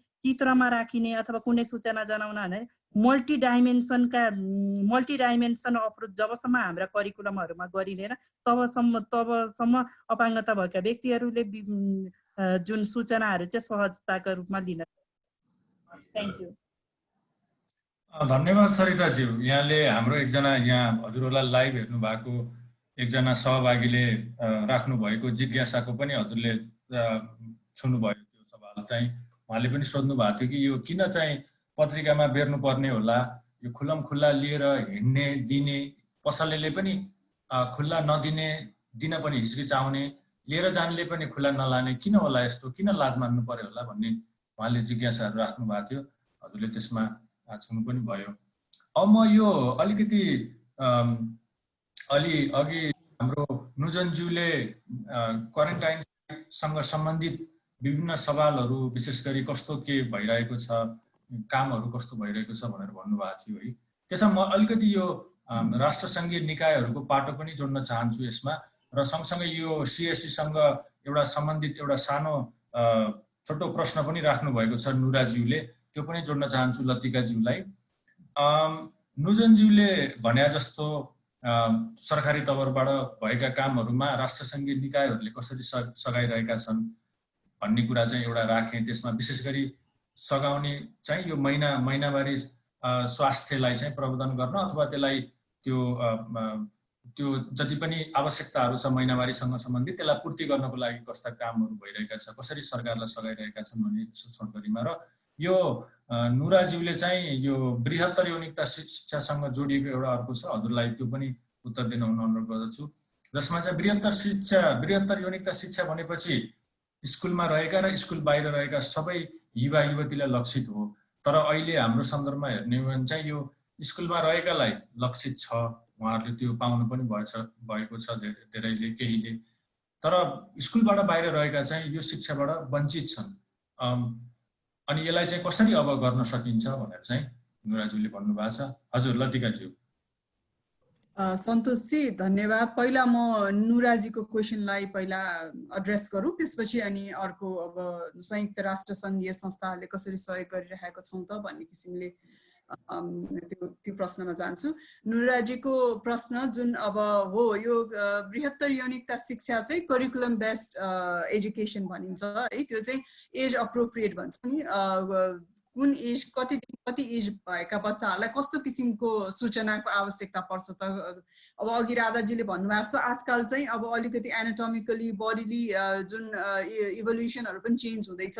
मेन्सुरेसन चाहिँ अब टिनेजरै कुर्नु पर्दैन, 10 वर्षको बच्चामा पनि मेन्सुरेसन स्टार्ट भएको देखिन्छ। त्यही कारण अब कुन एजलाई कुन किसिमको इन्फर्मेसन अप्रोप्रिएट छ भनेर इभल्भिङ कन्टेक्स्टलाई पनि ध्यानमा राखेर करिकुलममा राखेर दिने शिक्षा भएको कारणले गर्दा स्कुल बेस्ड फर्मल सिस्टममा चाहिँ इन्टिग्रेट गर्ने एउटा पाटो भयो होइन। तर यो भन्दैमा चाहिँ स्कुलभन्दा बाहिर भएका बालबालिकाहरूलाई चाहिँ यो शिक्षा प्रदान हुँदैन भन्ने चाहिँ होइन। यो कम्प्रिहेन्सिभ सेक्सुअलिटी एजुकेसन चाहिँ एउटा पाटा हो जुन फर्मल सिस्टमबाट जान्छ।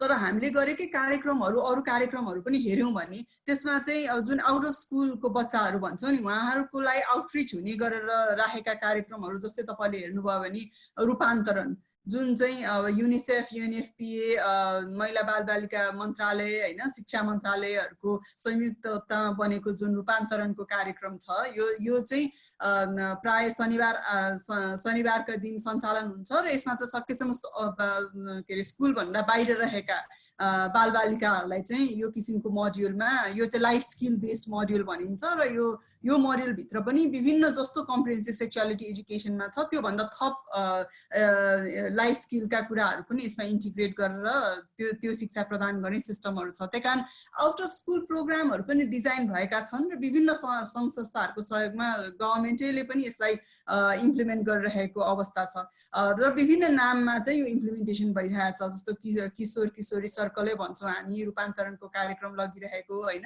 त्यस्तै गरेर शिक्षा मन्त्रालयले नै जुन फ्लेक्सी आवर्सदेखि लिएर विभिन्न नन फर्मल एजुकेसनको कार्यक्रम सञ्चालन गर्छ।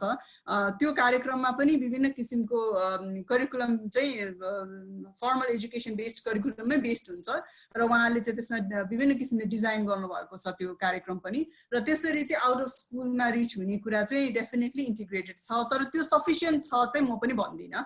आई एग्री द्याट त्यो आउट अफ स्कुल प्रोग्राम चाहिँ इट्स नट येट सफिसियन्ट, हामी अझै पनि त्योभन्दा बियोन्ड जानुपर्छ। अहिलेको कुरा आयो अब बालबालिका न्यू जेनेरेसनको माइन्डसेट चेन्ज गर्ने त आफ्नो ठाउँमा छँदैछ, त्योभन्दा बियोन्ड अब रिलिजियस लिडर्सलाई छुनुपर्ने, पेरेन्ट्सहरू बाबुआमा अभिभावकहरूलाई नै छुनुपर्ने, त्यहाँ के अरे नीति नियम बनाउने कार्यकर्ताहरूलाई छुनुपर्नेदेखि लिएर यसले चाहिँ अघि भनियो नि स्कुलको नियममा स्कुलकै टिचरहरूले चाहिँ उसलाई डिस्पोज गर्नलाई अब बाधा पुर्याइरहेको छ भने यो सबै लेयरमा चाहिँ यो सूचनाको प्रभाव हुनुपर्छ र यो किसिमको शिक्षा चाहिँ सबैमा नआएसम्म यो चेन्ज आउन चाहिँ कठिनै छ। त्यही कारण आउट अफ स्कुलको कार्यक्रम डेफिनेटली इम्पोर्टेन्ट र त्योभन्दा बियोन्ड अरू कम्युनिटी र अरू ग्रुपमा पनि यो किसिमको शिक्षा जानु चाहिँ अत्यन्तै आवश्यक छ भन्दै म चाहिँ यो नुराजीको कुरालाई एड्रेस गरेँ। अब सन्तोषी अर्को कुरामा आउनु पर्दाखेरि चाहिँ संयुक्त राष्ट्र सङ्घीय संस्थाहरूले कसरी हामीले काम गरिरहेका छौँ त भन्दाखेरि चाहिँ हामीले अब अघि पनि कुरा उठ्यो यो स्वास्थ्य मन्त्रालयसँगको मात्र कुरा होइन, यो महिला बालबालिकाको मन्त्रालयको कुरा आउँछ, यसमा खानेपानी मन्त्रालयको कुरा आउँछ, यसमा यो के अरे अब विभिन्न अरू सङ्घ संस्था र सेक्टरको पनि सहभागिता आउँछ। किनभने मेन्सुरल हेल्थ भनेको यो महिनावारी भन्ने समस्या चाहिँ महिला मात्रको समस्या पनि होइन, यो मानव अधिकारको समस्या हो, यो वाटर सेनिटेसनको समस्या हो। अब हामीले मेन्सुरल कपको कुरा गऱ्यौँ तर हामीले चाहिँ हाम्रो घरमा पानी नै छैन, हामीसँग सेपरेट टोयलेटै छैन स्कुलमा, भनौँ न 80% भन्दा कम स्कुलमा मात्र टोयलेट्सहरू छ, त्यसमा पनि 70 भन्दा कममा मात्र किशोर के अरे केटा बच्चा र केटी बच्चाहरूको सेपरेट टोयलेट्सहरू छ भन्ने आँकडाहरू छ होइन। त्यही कारण अब त्यसमा पनि पानीको सुविधा छैन भने उनीहरूले त्यो जुन उनीहरूसँग एक्सेसेबल भए पनि त्यो सप्लाइजहरू युज गर्न सक्ने खालको कन्डिसन र वातावरण नहुन सक्छ। त्यही कारण हाम्रो संयुक्त राष्ट्र सङ्घीय संस्थाहरू प्लस पार्टनर्सहरूको हाम्रो मेन साझेदारी भनेको चाहिँ फर्स्ट म अब सरकारसँगै सरकारको नीति नियमको कुरा गर्ने हो भने हामीसँग एकदमै नेपाल त एकदमै प्रोग्रेसिभ देशमा आउँछ है, यो साउथ एसियामै हेर्ने र विश्वमै हेर्ने हो भने नीति नियमको हकमा चाहिँ नेपालको नीति नियमलाई एकदमै प्रोग्रेसिभ मानिन्छ, हामी एकदम पोजिटिभ छौँ। नन डिस्क्रिमिनेटरी नियमहरू छन्, त्यस्तै गरेर मर्यादित महिनावारीको पनि अलरेडी ऐनहरू बनिसकेको छ, गर्दाखेरि हामीसँगको पोलिसी त छ तर त्यो पोलिसीलाई इम्प्लिमेन्ट गर्नको निम्ति जुन स्ट्राटेजीको कुराहरू आउँछ, रेगुलेसन्सको कुराहरू आउँछ, अब त्यो बनाउनको निम्ति चाहिँ हामी सरकारसँग एकदमै कमिटेड पनि छौँ र सँगै काम गरिरहेका पनि छौँ।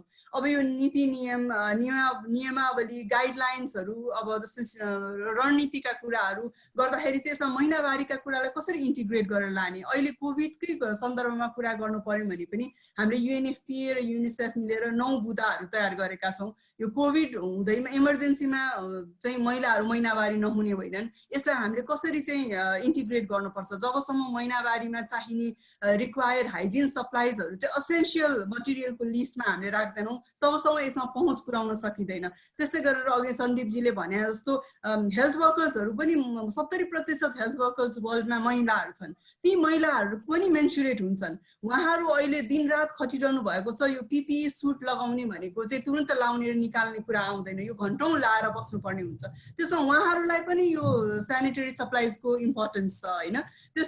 त्यो किसिमका बुँदाहरू 9 बुँदामा चाहिँ हामीले क्लियरली किन यो इमर्जेन्सी र कोभिडको सिचुएसनमा मेन्सुरल हाइजिन चाहिँ इम्पोर्टेन्ट छ भन्ने खालका त्यस्तो किसिमको गाइडलाइन्सहरू पनि बनाएका छौँ। अब आयो इम्प्लिमेन्टेसनको कुरा, अब यो नीति नियम र कार्यपद्धति बन्दैमा यो सबै इम्प्लिमेन्ट हुन्छ भन्ने नि कुरा आउँदैन र यो इम्प्लिमेन्टेसनमा सहयोग गर्ने पनि हाम्रो हात हो र हामी कमिटेड पनि छौँ त्यो इम्प्लिमेन्टेसन गर्नमा। त्यस्तै गरेर अहिले कोभिडकै सिचुएसनलाई मात्र हेर्नुहुन्छ भने यो शिक्षा सूचना दिने कुरा पनि एकदमै इम्पोर्टेन्ट छ अहिले होइन। अब के अरे यो रेगुलर हाम्रो नर्मल दिनहरूमा यो स्कुलबाट दिने सूचना अथवा कम्युनिटीमा दिने सूचना र कार्यक्रम त आफ्नो ठाउँमा छँदैछ, यो इमर्जेन्सी को बेलामा त झन् के भइदियो भने सबैमा यो सूचनाको एक्सेसिबिलिटी पनि छैन। जस्तो सरिताजीले अघि भन्नुभयो डिसेबिलिटीको हामीले आँकडा हेऱ्यो भने अलमोस्ट 80% भन्दा कमले मात्र के अरे यसमा चाहिँ सूचनामा हाम्रो पहुँच छ भन्नुभएको छ कि कति यो प्रजनन र यौन स्वास्थ्य सम्बन्धी सूचनाहरू चाहिँ हामीले राम्रोसँग बुझ्ने र जान्ने, यो कोभिड-19मा हामीलाई पर्ने असरहरूको सूचनामा हाम्रो पहुँचै भएन भन्ने खालको डेटाहरू पनि हामीले देख्नमा आएका छौँ कतिजनाले गरेको ऱ्यापिड असेसमेन्टमा होइन। त्यो हिसाबले हेर्दाखेरि सूचना नै सबभन्दा इम्पोर्टेन्ट कुरा हो। फर्स्ट थिङ चाहिँ रिस्क। हजुर यो मैले कम्युनिटी समय हामी लगभग नजिक आएको भएर हजुर हजुर एकदमै धन्यवाद हजुर। यो अब यसलाई अलि यो समय हामी अब धेरै पनि छैन, त्यस हिसाबले गर्दाखेरि केही श्रोताहरूले हाम्रो यहाँ अडियन्सले सोध्नु भएको प्रश्नको चाहिँ एक दुईवटा लिएर अब यसलाई ऱ्यापअप गरौँ कि भनेर। हुन्छ, हस्। यो चाहिँ प्रश्न म हाम्रो इन्दिरा मिश्रज्यूले सोध्नु भएको प्रश्न म राधाज्यूलाई फेरि सोध्छु, एकदम छोटकरीमा भनिदिनु होला है। हजुर आफै हुन त पेसाले पहिला नर्स पनि हो अहिले, अनि यो धेरै स्कुल क्याम्पसहरूमा चाहिँ यो सफा यो टोयलेटहरूको व्यवस्था छैन, अनि पानी पनि छैन, साबुन पनि छैन, ढोकाहरू पनि नभएको अवस्था त्यस्तो छ। त्यसले गर्दाखेरि धेरै किशोरीहरू अथवा युवतीहरू यो महिनावारी भएको बेला चाहिँ उहाँहरू क्लासमा नबस्ने, छुट्ने जाने त्यस्तो छ। यस्तो अवस्थामा चाहिँ हामीले अब यो मर्यादित यो महिनावारीको जुन लक्ष्य हो त्यसलाई कसरी हामीले चाहिँ चुम्न सक्छौँ भनेर सोध्नु भएको छ। हजुर राधाज्यू छोटकरीमा भनिदिनु होला। हजुर यो प्रश्न मलाई भन्दा पनि सरकारलाई भन्नुपर्छ खासमा, नुजनजीलाई। के भन्छ, डिग्निफाइड मेन्सुरेसनको 5वटा पिलरभित्र 5वटा इन्डिकेटरहरू, त्यसको आफ्ना आफ्नै इन्डिकेटरहरू छ।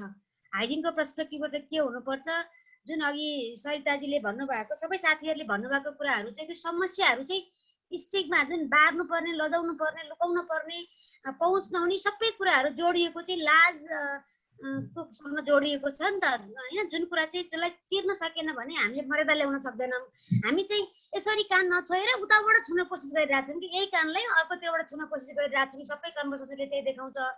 अब के अरे मर्यादित महिनावारीको नीतिभित्र चाहिँ सार्वजनिक स्थलहरूको कस्तो कस्तो हुनुपर्छ त, त्यो भनेको सरकारी कार्यालयहरू, रेस्टुरेन्टहरू, यो चाहिँ स्कुलहरू, फिल्म हलहरू, त्यसलाई कस्तो हुनुपर्छ भनेर भनेको छ। मर्यादित महिनावारी हुनको लागि चाहिँ त्यहाँ तपाईँलाई अझ डिग्निफाइड मेन्सुरेसन फ्रेन्डली स्कुलमा तपाईँलाई स्वागत छ। पानी हुनुपर्ने, साबुन हुनुपर्ने, स्पेस छोरीहरूको लागि छुट्टै के अरे त्यो एलजिबिटिक्यूआईलाई युज गर्न मिल्ने खालको छुट्टै, त्यस्तो खालको फरक हुनुपर्ने सिद्धान्त त। तर हामी कहाँ चाहिँ मर्यादित महिनावारीको बहस भर्खर मात्रै सुरु भएको छ। महिनावारीलाई यसलाई प्राथमिकताको रूपमा राखेकै छैन, यसको बजेट छुट्याएकै छैन। अब चाहिँ बिस्तारै होला, सहकार्य गर्ने संस्थाहरूले पनि सहयोग गर्लान्। अन्त टाढा जानै पर्दैन कि, गाउँको स्कुल कलेजहरूमा जानै पर्दैन। म नेपालको 63 भन्दा बढी जिल्लाहरू घुमेको छु। स्वास्थ्य मन्त्रालयमा यही मर्यादित महिनावारीको बारेमा कुरा गर्न जाने बेलामा चर्बीमा पानी थिएन, अन्त के कुरा गर्ने हैन। सिंहदरबारमा थुप्रै अफिसहरूमा छैन। अहिले काठमाडौँमा भएका रेस्टुरेन्टहरूको एकदमै भिआइपी रेस्टुरेन्टमा गइएन, 3 स्टार होटलको स्ट्यान्डर्डमा गइएन भने अन्त चाहिँ एउटा मात्रै टोयलेट हुन्छ, पानी हुँदैन, साबुन हुँदैन, छिर्नै बस्नै नमिल्ने खालको हुन्छ भनेपछि यसका बारेमा बहसै भएको छैन।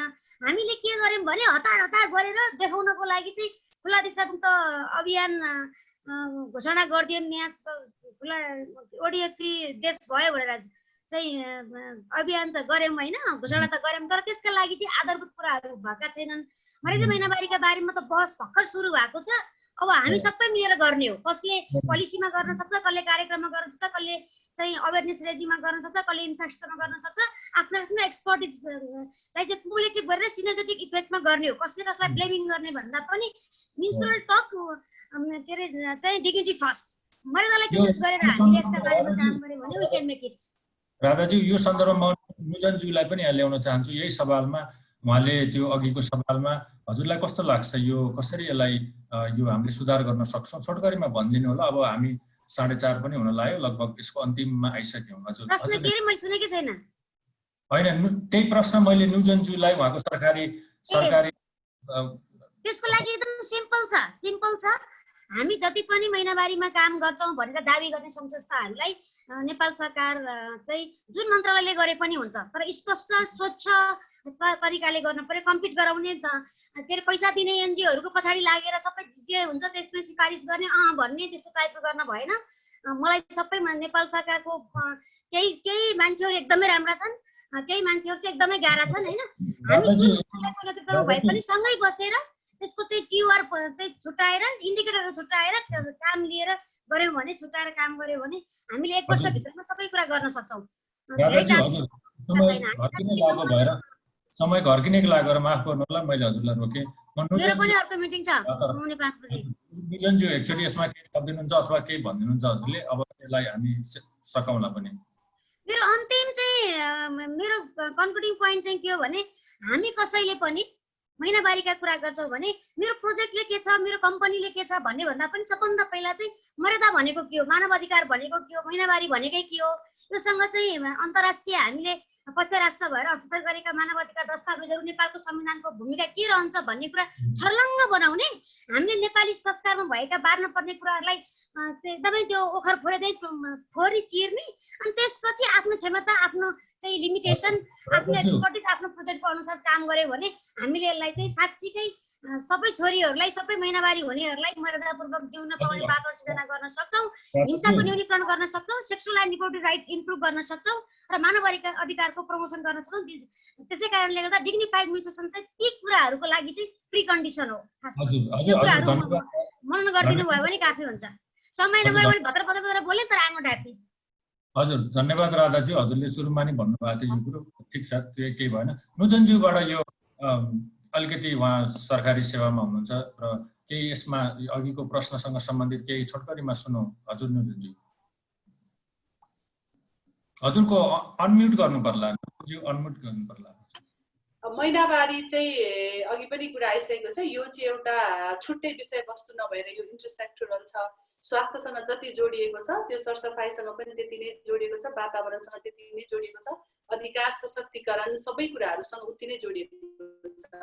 अब स्वास्थ्यको कुरा गर्नुपर्दा हामीले चाहिँ नीति नियमहरू र मौजुदा नीति नियमहरूमा महिनावारी र यौन तथा प्रजनन स्वास्थ्य राम्रैसँगले सम्बोधन भएको छ र अब चाहिँ हाम्रो लागि चाहिँ महिनावारीलाई मर्यादित बनाउन र प्रत्येक किशोरी महिला अथवा चाहिँ जसलाई पनि महिनावारी हुन्छ प्रत्येक व्यक्तिको महिनावारी चाहिँ मर्यादित हुन्छ भन्नको लागि चाहिँ हामीले नीति नियममा र स्ट्राटेजी रणनीतिहरूमा लेखेका कुराहरूलाई चाहिँ अब एक्सनमा ट्रान्सलेट गर्नुपर्ने चाहिँ एकदमै जरुरी छ। हामीले चाहिँ धेरै इन्टरभेन्सनहरू, धेरै क्रियाकलापहरू चाहिँ गर्नेछौँ, गर्न सकिनेछौँ भनेर योजना गरेका छौँ र त्यो अनुसार हामीले गरिरहेका पनि छौँ। हाम्रा वार्षिक कार्यक्रमहरूमा चाहिँ कसरी स्वास्थ्यको तर्फबाट चाहिँ महिनावारीसँग सम्बन्धित चाहिँ महिनावारीलाई व्यवस्थित बनाउने अथवा महिनावारीसँग सम्बन्धित स्वास्थ्यका समस्याहरूलाई कसरी सम्बोधन गर्ने, महिनावारीले चाहिँ एउटा किशोरी र महिलाको चाहिँ एकचोटिको मात्रै प्रक्रिया होइन, यसले चाहिँ महिलाको जीवन पर्यन्त स्वास्थ्य, यौन तथा प्रजनन स्वास्थ्यका विभिन्न आयामसँग जोडिएर आउँछ। त्यसकारणले चाहिँ महिनावारीसँग सम्बन्धित स्वास्थ्यका सूचना सेवाहरूलाई चाहिँ स्वास्थ्यले सम्बोधन गर्दै लैजानेछ र कसरी चाहिँ स्वास्थ्यको तर्फबाट महिनावारी स्वास्थ्यसँग सम्बन्धित कुराहरूलाई चाहिँ सेवाको हिसाबले चाहिँ पहुँच बढाउन सकिन्छ, सूचनाको हिसाबले चाहिँ महिनावारी सम्बन्धी सूचनाहरूको चाहिँ पहुँच बढाएर त्यसको उपयोगिता बढाउन सकिन्छ भनेर चाहिँ हामी काम गरिरहेका छौँ र महिनावारीलाई चाहिँ एउटा छुट्टै विषयवस्तु भन्दा पनि ओभरअल समग्रमा महिलाको स्वास्थ्यसँग जोडिएको कुरा हो भनेर हामीले चाहिँ त्यसलाई त्यो हिसाबले लिएर अगाडि बढ्यो भने चाहिँ सबैको सहकार्यमा स्वास्थ्य, शिक्षा तथा महिनावारी, महिलाको स्वास्थ्यसँग जोडिएका सबै क्षेत्रहरूले चाहिँ सँगै काम गर्यो भने महिनावारीलाई चाहिँ एउटा महिलाको जीवनमा चाहिँ महिनावारी चाहिँ एउटा चाहिँ गर्व गर्ने विषय बन्छ र यसलाई चाहिँ महिलाहरू अथवा कुनै महिला किशोरी अथवा कुनै पनि व्यक्तिले मलाई महिनावारी हुन्छ भनेर चाहिँ दुखी हुने, ग्लानी हुने अथवा त्यसमा चाहिँ आफूलाई कमजोर महसुस गर्ने भन्दा मलाई महिनावारी हुन्छ र म यसमा गर्व गर्न सक्छु, मेरो यो विशिष्ट क्षमता हो भनेर चाहिँ स्वीकार गर्न सक्नेछन् भन्ने चाहिँ मलाई लाग्छ। धन्यवाद। एकदमै धन्यवाद नुजनज्यू। म सरिताजीकोमा यो कहिलेकाहीँ जाँदा जाँदै केही आफूलाई सन्देश दिन मन लाग्ने हुन्छ नि, अथवा त्यो हिसाबले केही जाँदा जाँदैका हजुरका कुरा केही 30-40 सेकेन्ड बढीमा राख्ने गरी केही यदि छ भने राखिदिनु हुन म सरिताज्यूलाई अनुरोध गर्दछु।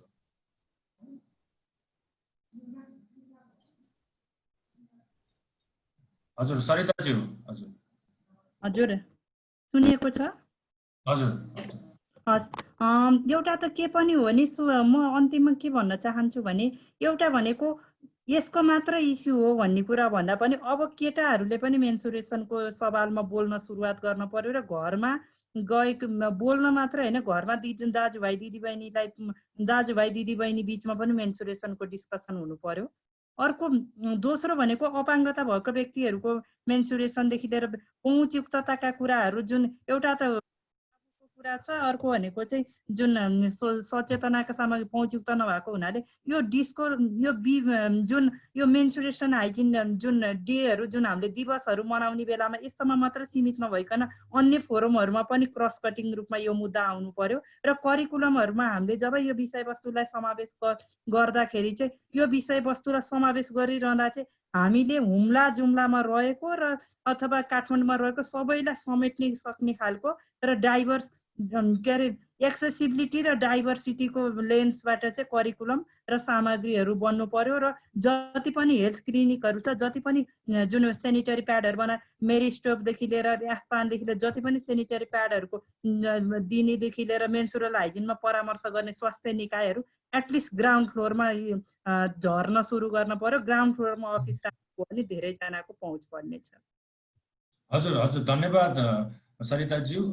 मैले सुरुमा सुषमा दाहालज्यूको पहिलो महिनामारी शीर्षकको कविताबाट चाहिँ मैले कार्यक्रम सुरु गरेको थिएँ।